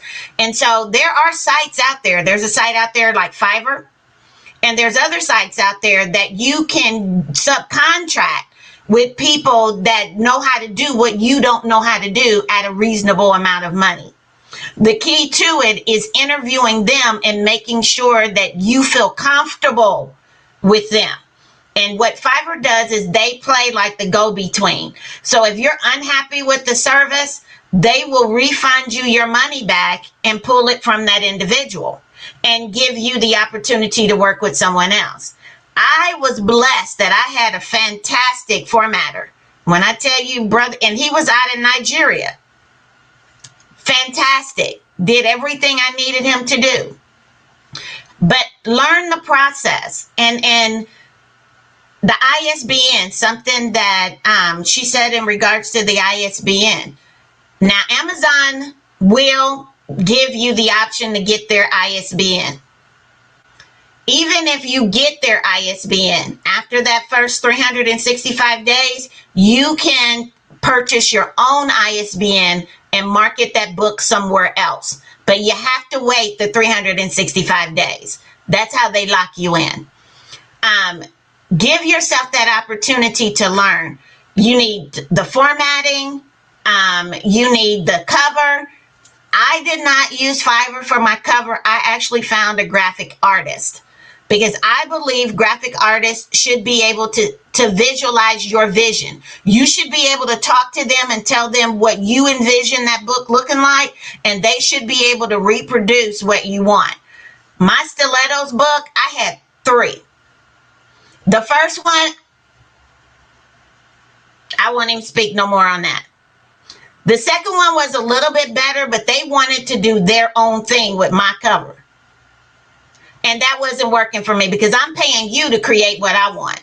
The third one, in one conversation, she sent me back a draft 15 minutes later, and it was exactly what I had envisioned in my mind's eye of what I wanted that book to look like. You can find those sites out there that are like Fiverr and be able to find those people that can do those things for you and subcontract with them. And if they work well with you, you can create a relationship with them that when you self-publish again, you already have that relationship built. So you can do it. There are so many ways to do it. Just believing it. It's like what Reginald said. It says self. Believe in yourself that you can do this, and then research it. Learn whatever you need to learn and then put it into action. Love it, love it, love it. Great. Carrie? Well, pretty much from my first book, I was one of those people who did not do research. So my tips are definitely to do your research. Now, with my second book, I was able to secure someone to do my book cover and different things like that. And I also use Fiverr. It is a good resource to have. And I learned so much about the ISBN. So thank you guys for that. So I have a tip for my next one.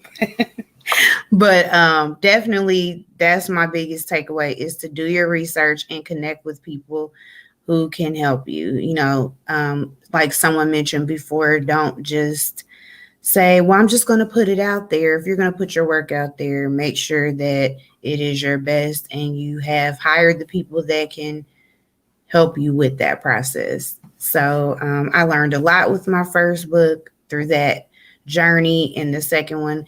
And like you said, Michelle, I am definitely learning more and more that I'm going along in this thing. Excellent, excellent. And that's what we're in this process to learn. And Reggie said something else that I think is very important, and that's the fact that he is reading a book by Richard Wright, written 75 years ago. Where will you be in 75 years? I'm going to be sleeping, hopefully in heaven, looking down, wondering who's reading my book and wondering how many misspelled words in it. So I think it's important. These things are going to outlive us. What we put out there, it could be a movement in itself. I mean, I had someone the other day say to me, I'm being interviewed. He said, you don't know that this Black Writers Workspace is bigger than you. And I'm like, I didn't have a master plan with this Black Writers Workspace. I was just trying to connect some writers. We have to look at what we do and understand that there's a bigger picture, a bigger movement behind it. And what do we want it to say about us? So if we're going to be self-publishing authors, let's be the best self-publishing authors out there. And let's be those self-publishing authors who are selling 15, 20,000 copies so we can prove to those bigger houses that we can do it too. And there are those who are doing that type of work. I think about Jane Allen, who spoke during the first Black Writers Workspace, our book fair. She sold 15,000 copies of her book, self-published, could not get a deal. Now she's on her third book, she gets a deal.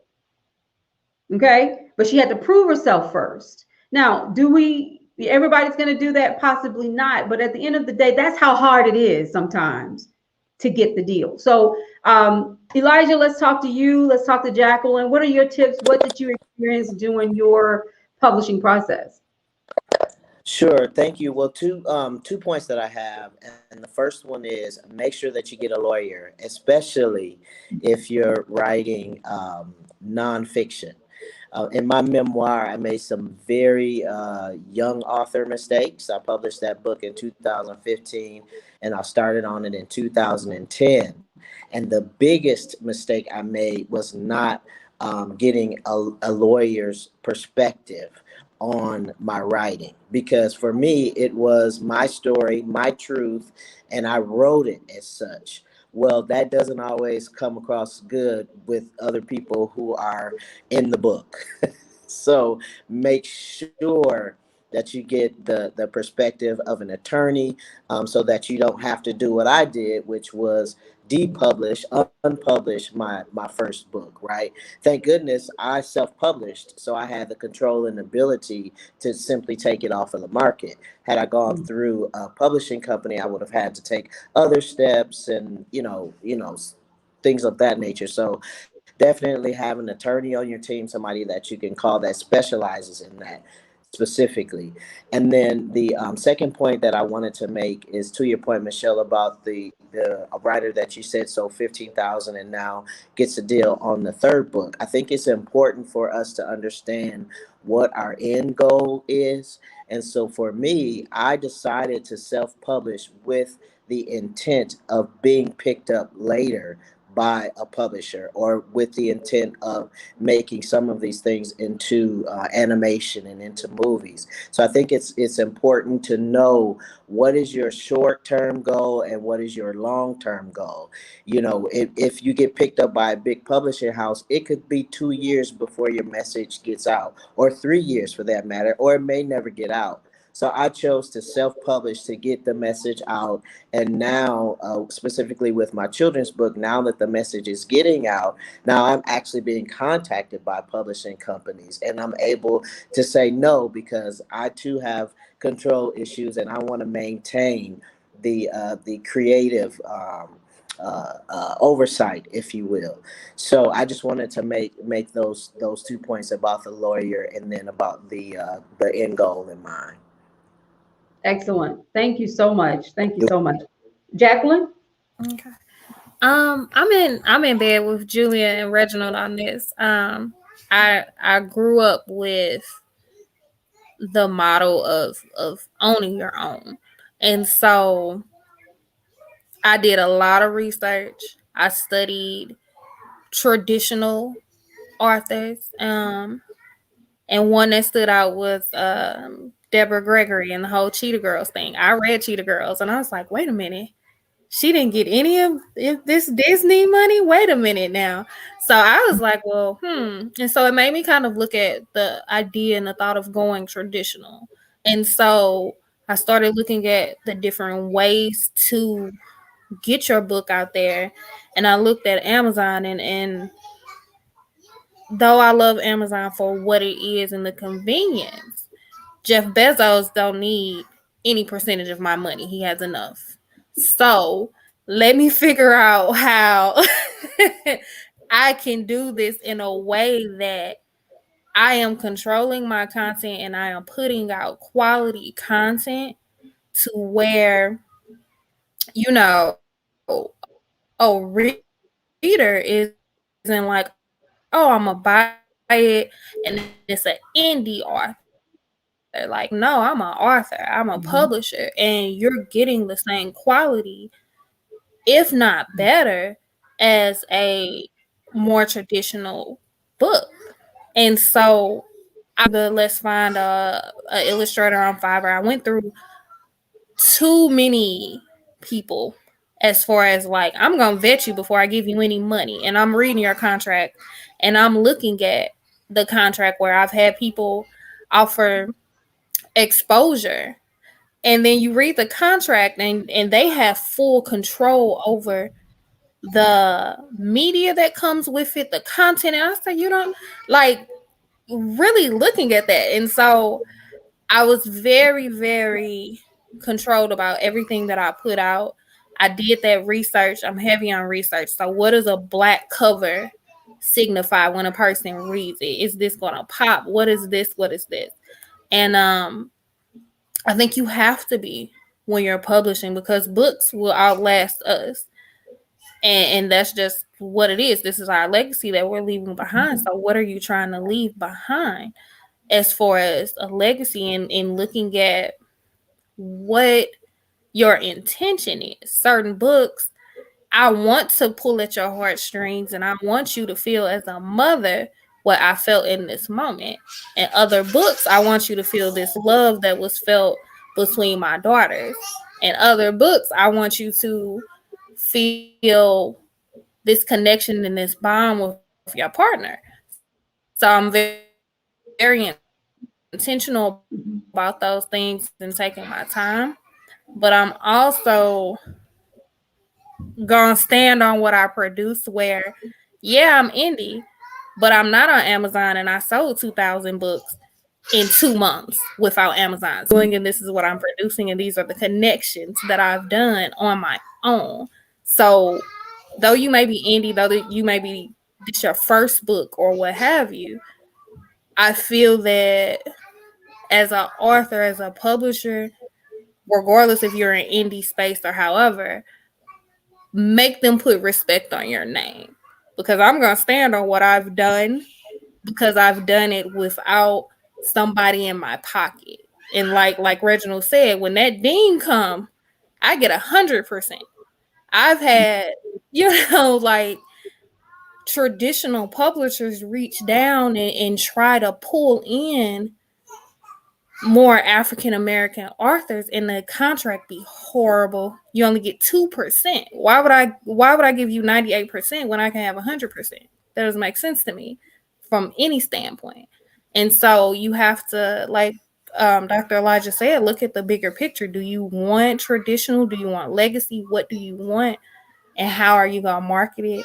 Because if you're looking for me, find my website and you can find all my books. You can find my blogs. We can work together.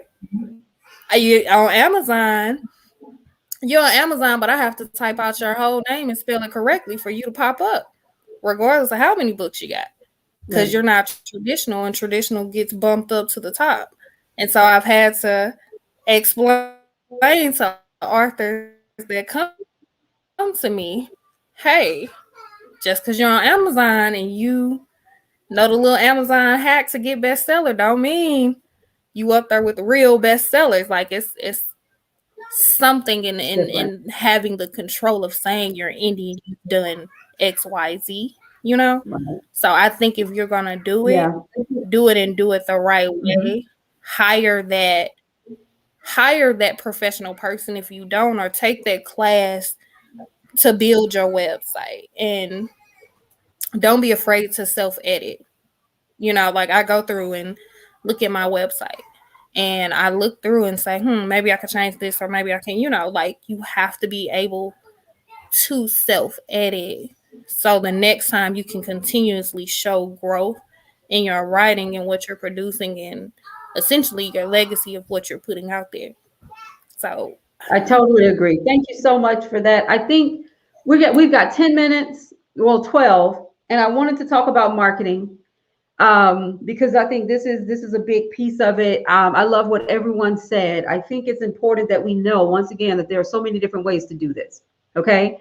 But ownership is something that is so obtainable in this publishing world. You can own what you do and you can control so much of it. I don't know if that's the case with other creative industries, but with the self-publishing world, it just gives us so much power.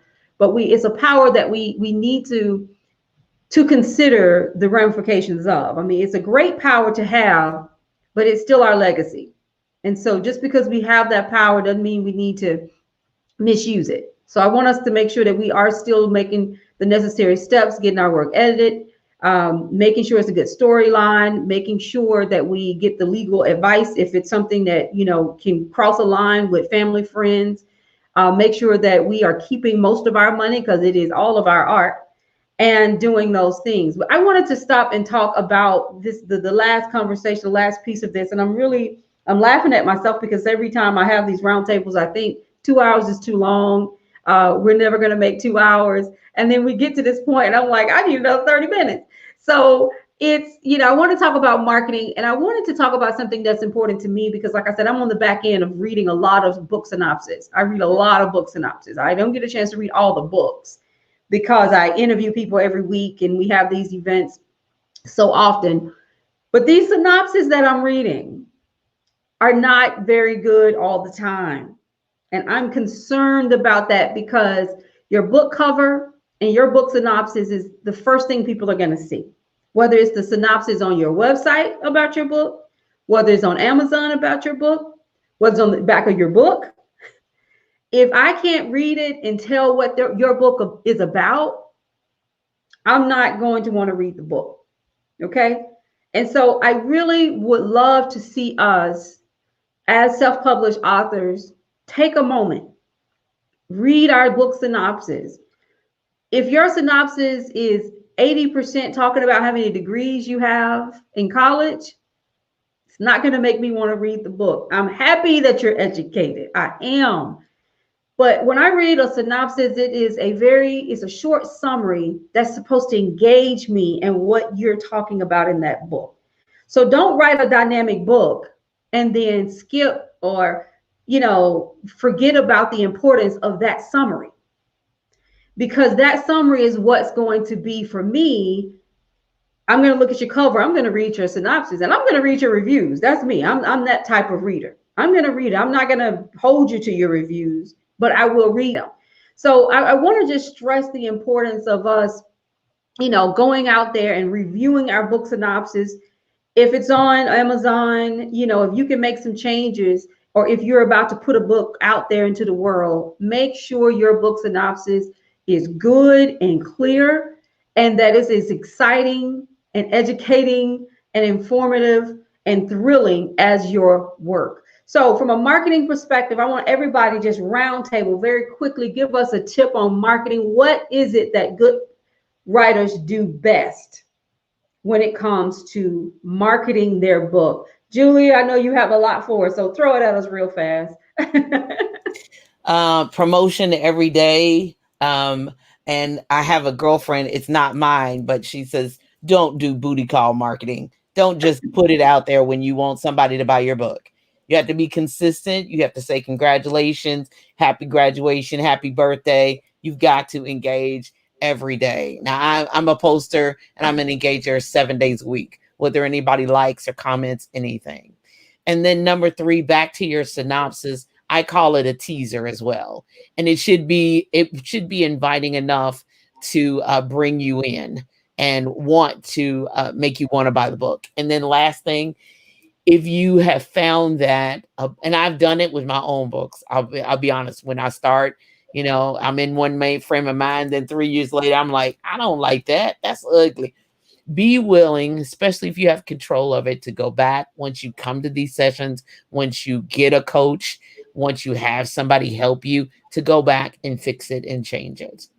And then lastly, one more thing, be sure and ask somebody. Be sure and get advice. Pay $50 for a consultation fee for somebody to hear that you trust.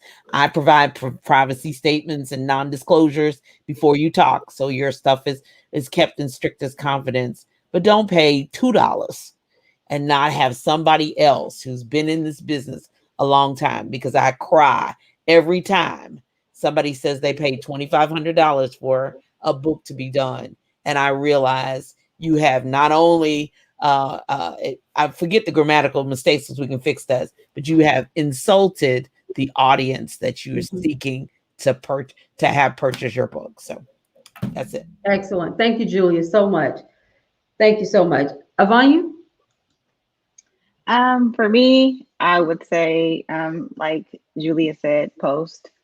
I used to do little videos that talked about my book. Either I would read it online, or I would pre-record it and put it online, or I would do a live and have questions, Q and answers. I'm a very shy person. That may not seem like it, but I am. So when I wrote the book, I had to get out of my comfort zone. I had to be able to speak to other people. So know this, when you plan on being an author, you have to speak. You have to be able to promote yourself, because if you can't promote yourself, who's going to buy your book? Absolutely. So that's my take. Thank you so much. George? One quick marketing tip as it pertains to your websites. These days now, the most important concept associated with your websites are SEOs and search engine optimization.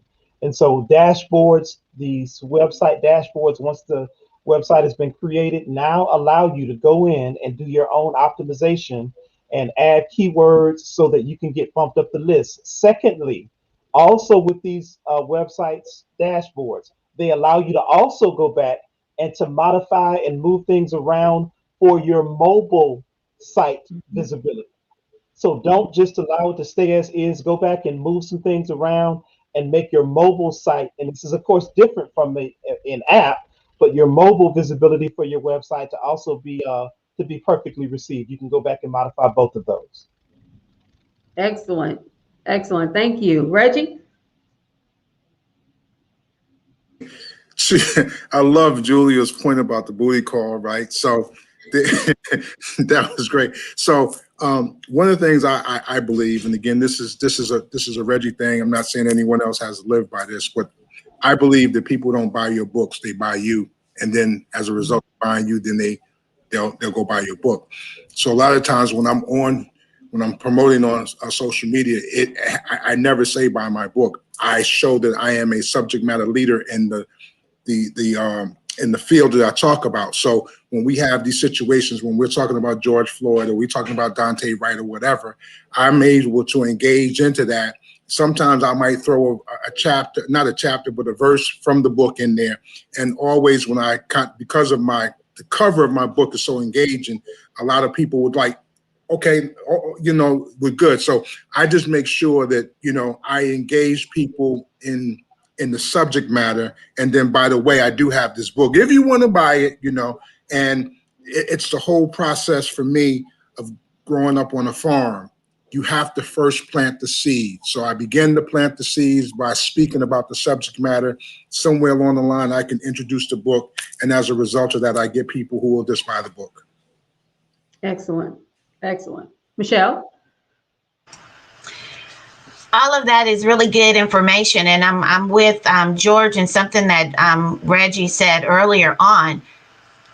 It's great to promote. It's great to post. It's great to do your videos and all of that. But you got to have a landing page or a website to come back to send that reader to in order to purchase your book. Google Sites has free landing pages and websites. Wix has free to where you can go, and you can even shorten the address by doing a bit.ly and just having specifically. And then all of them give you the option to put the link for your e-commerce site. So make sure you set up your own e-commerce site. My books are on Amazon, but people don't buy my books off of Amazon. They buy my books from me.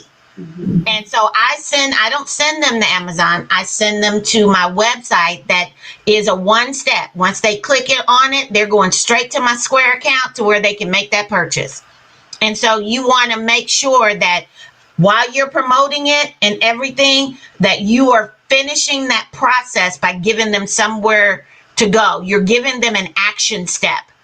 You're giving them the information through the promotion, but then you want to give them an action step. And the action step is, here, let's go over to my website and here, go check my book out on my landing page, and have all of that there. I take it even a step further with the fact page for the author and the sales page for the book. So you have all of that on that landing page. So you have everything that you need right there, that that your reader can go and one-stop shop, get everything that they need from you, and see what else you got going on. Excellent. Excellent. Carrie?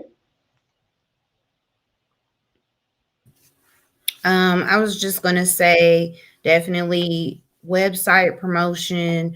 I have created like a group page on Facebook. So even people who have read the first book, they've joined my group. And so I will read like a chapter or something like that, or try to have like engaging posts. And then also I've done like virtual book signings and launches, and also physical in person. Like I just recently did 3 weeks ago, I went up to Detroit and did like a drive-through book signing. So I drove to Michigan and just put it out there. I had some friends and people I went to college with, up there, and they helped me promote it. And so about 30 books up there, but still, it was, just any way I can get myself out there. I'm trying to do that. Networking with other people also helps. Love that. Great ideas. I love both of those.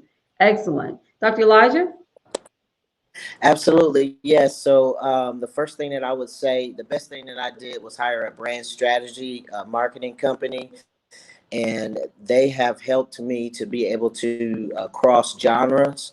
I know we talked very specifically about our target market. I think that's where I came in at, and so they've helped me identify like every day of the years is some kind of significant day, and so I'm finding they're helping me find creative ways to tie my children's book to whether it's autism awareness, Women's History Month, Black History Month. How does my children's book how is it relative to those days? The second thing is stay abreast of all the technologies across the different platforms. Even though we may not be a TikToker, find a way that you can market your brand on TikTok, and then or not just TikTok, but all the various social media platforms.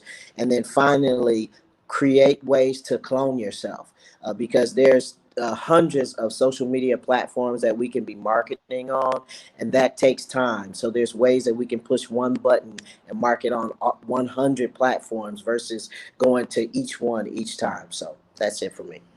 Excellent. Excellent. Love that. Jacqueline? I would say my top is market to your market, not your family, not your friends, but to your market for your book. If you are about cats, hit those cat people, hit those cat groups, hit those, like market to your market, and also be open to outsourcing to somebody that does that, because we get so wrapped up in the writing piece of it, where if you have to get an intern that knows how to do the TikToks and the reels and all of that and keep up with the algorithms, then do that. Like, you got to let that little bit of control go. Even if you say, hey, I need you to stick to this color scheme, or I need you to hit these points or whatever, let them do that part, because I don't have time. I don't have time for TikTok. Like, let that intern handle that. Outsource it. Pay them whatever they need to pay, so you can reach that market and you're not leaving an opportunity on the table. Excellent. Everybody, this has been so great. I want to recap what we just heard about marketing, because I just learned a lot. Julie talked about promotion every day. No booty call marketing. I'm gonna steal that, right? Love that. Make sure you have a good teaser, or that book synopsis needs to be on point. I need to be drawn into what the book is about. I don't want to hear about your education. That's excellent. I want to hear about that book. Ask somebody, get advice. Excellent. Post often, go live, get out of your comfort zone. That is important for those of us who are shy. I'm shy too. Not really, but I am a little shy.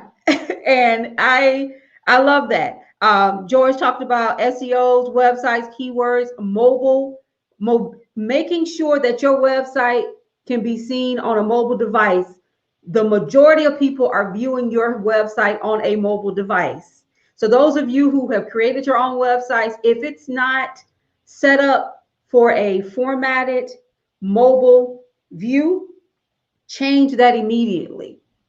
That gets me off a website within seconds. If I go on my phone and it's not mobile laid out, I can't, I won't even pay attention to it. So people don't buy books, they buy you. Reggie, you have like laid out so many tweetable quotes in this session. I'm going to go back and just, wow, I love that. Get a website, a landing page, drive traffic to your site. Absolutely. You should be selling more books off of your website than on Amazon or any of those sites, even if you're on Amazon.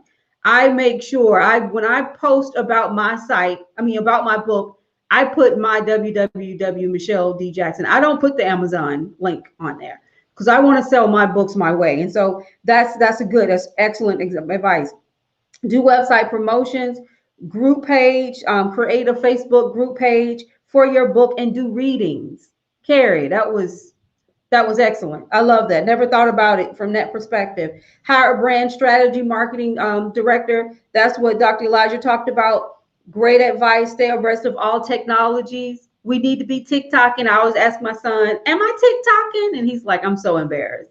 So yeah, let's continue to do that. Market to your market. Now, Jacqueline's been talking about cats. She loves cats. I get that. I love cats too. And I love that she used it as an example. She said to be open to outsourcing your marketing. This has been an excellent conversation. I'm going to give everybody a moment to at least tell us where we can find your book or connect with you. You can also drop that in the comment line right now. That is so important. And while we do that, Albert Mann said, thank you all for taking the time to do this. I learned a lot and feel very motivated about this session. That's what it was all about, was motivating. If we only motivated Albert, we've done our job, everybody. So thank you, Albert, for paying attention and being a part of this event. But I want to give everybody an opportunity to tell us how we can connect with you. And I also wanted to invite everyone to be a part of the Chapter 1 writing competition. It is the next phase in what we're doing with the Black Writers Workspace, is to host our own competition. There's a $25 registration fee, but you can win either $500 for fiction or nonfiction, or $250 for poetry. All we need is 20 pages of your fiction or nonfiction book, or up to 7 poems to compete. And so I'll be sure to put that information out there. The registration expires on May 1st. And we may extend it, but right now we're going to look at May 1st. We are owning these. This is what we're, all these events. This is our thing. And so we're making it what we want it to be. I've learned so much today, and I'm so grateful for everyone for being a part of it. And I'm so grateful that everyone stayed on board. This is our 3rd one. They've all been excellent. We've done Writing Through the Pain. We've done Self-Publishing 101. We do this every 3rd Saturday of the month. And we will be announcing next month's topic in the coming weeks and inviting everyone to come out. If you want to be a part of the Pen Posse Roundtable, just register with us. We have a really short questionnaire. Every month you'll get an invitation to be on the panel. And then we kind of take it from there. So let's start with, let's start at the bottom. Jacqueline, let's get, how do we contact you? How do we buy your book? Very quickly. ce-reflectionsinc.com. All my links are on there, mobile website, all that jazz. Great. Thank you. Dr. Elijah? Dr. Elijah Nicholas on all platforms. This is my children's book, Madoodle, and she is available on Amazon right now. So my pre-release is available on Amazon as well. New book is dropping June 1st. But Dr. Elijah Nicholas on all platforms. Please follow me on IG specifically. All right. And we want you all to support these writers and these editors and these publishers. Join their page, join their groups. We share on this. We don't care. We're not trying to say that, only be on the Black Writers Workspace. No, be a part of everybody's initiatives. We really appreciate that. Carrie? Okay, so I'm going to post my website. I'm going to post it in the chat. But I am also on IG, Author Carrie Farley. I'm also on Facebook. My group is called Love Series, the Love Series. And so hopefully you guys can find me. I would love to engage with you. Sounds great. Thank you so much. Michelle?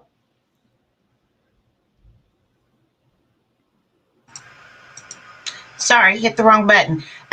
You can find me on Facebook. My page is at, of course, Ms. MZ, Michelle P as in Paul Jones, and you'll be able to see everything that I do there. And you can also come over and join me in our group, which is Authorpreneur Business and Tech Tools group, where we learn about business, creating a business around your writing, and learning the tech tools to help you market that business and to grow your business. Excellent. Excellent. Reggie? Yes, excuse me. 2 spaces. This is the book, A Marginalized Voice. You can get it. Thank you. amvonlinestore.com, amvonlinestore.com, and also my personal website, which is Reginald Williams. REGINALD Williams.org, where you'll see my work in behavioral health. Excellent, excellent. George? You can find me at www.georgefishburne.com for ghostwriting, editing, specifically editing, and website content services, and on Instagram and Facebook. My the name of my company is actually The Right Stuff Literary Group. So you can find me under The Right Stuff Literary Group on Facebook and IG. Thank you for the opportunity, Michelle. Thank you. Thank you so much. Alvinia? Hi, you can find me at my website. It's www.alviniakey.com. And I actually put it in the comments because you may get my name still wrong, but my social media is all the same thing. Facebook, Instagram, it's Alvinia Key. Excellent, excellent. Julia? On social media, I'm Julia A. Royston. That's 2 A's in the middle. I'm on Facebook, LinkedIn, Twitter, Instagram, and I am on TikTok, but I'm not dancing. I do TikTok for business.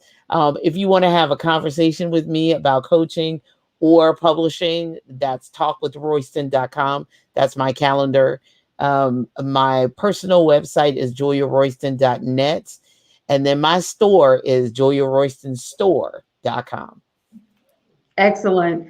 So to everyone, thank you so much for being a part of our Pen Posse Roundtable. You see, I've got on my Pen Posse Roundtable shirt. I hope you guys will get one of these. I have some if you're interested in purchasing one. But our goal with the roundtable is to educate and to share our experiences as writers and editors and publishers. We started the Black Writers Workspace so that we will have our space to learn from one another. And this roundtable is a very key part of that. 2 hours of having writers and publishers and editors on the screen where you can ask questions and learn from. I've got pages of notes, okay? And so I think a lot of us have just taken so much and learned so much from one another. Every third Saturday, we will be doing this. We hope that you will continue to join us. We're 12 minutes over, which isn't bad considering we probably could have talked for another hour, but I know everyone has a Saturday to get to. So thank you to everyone who participated. You just added so much to this conversation, and I'm so grateful to have you be a part of it. So have a great Saturday, and I look forward to seeing everyone next month during the third Saturday of May, where we will be announcing next month's topic in the next week or two. And we do invite you all to participate. So thank you, everybody, for being a part of it. Have a great weekend.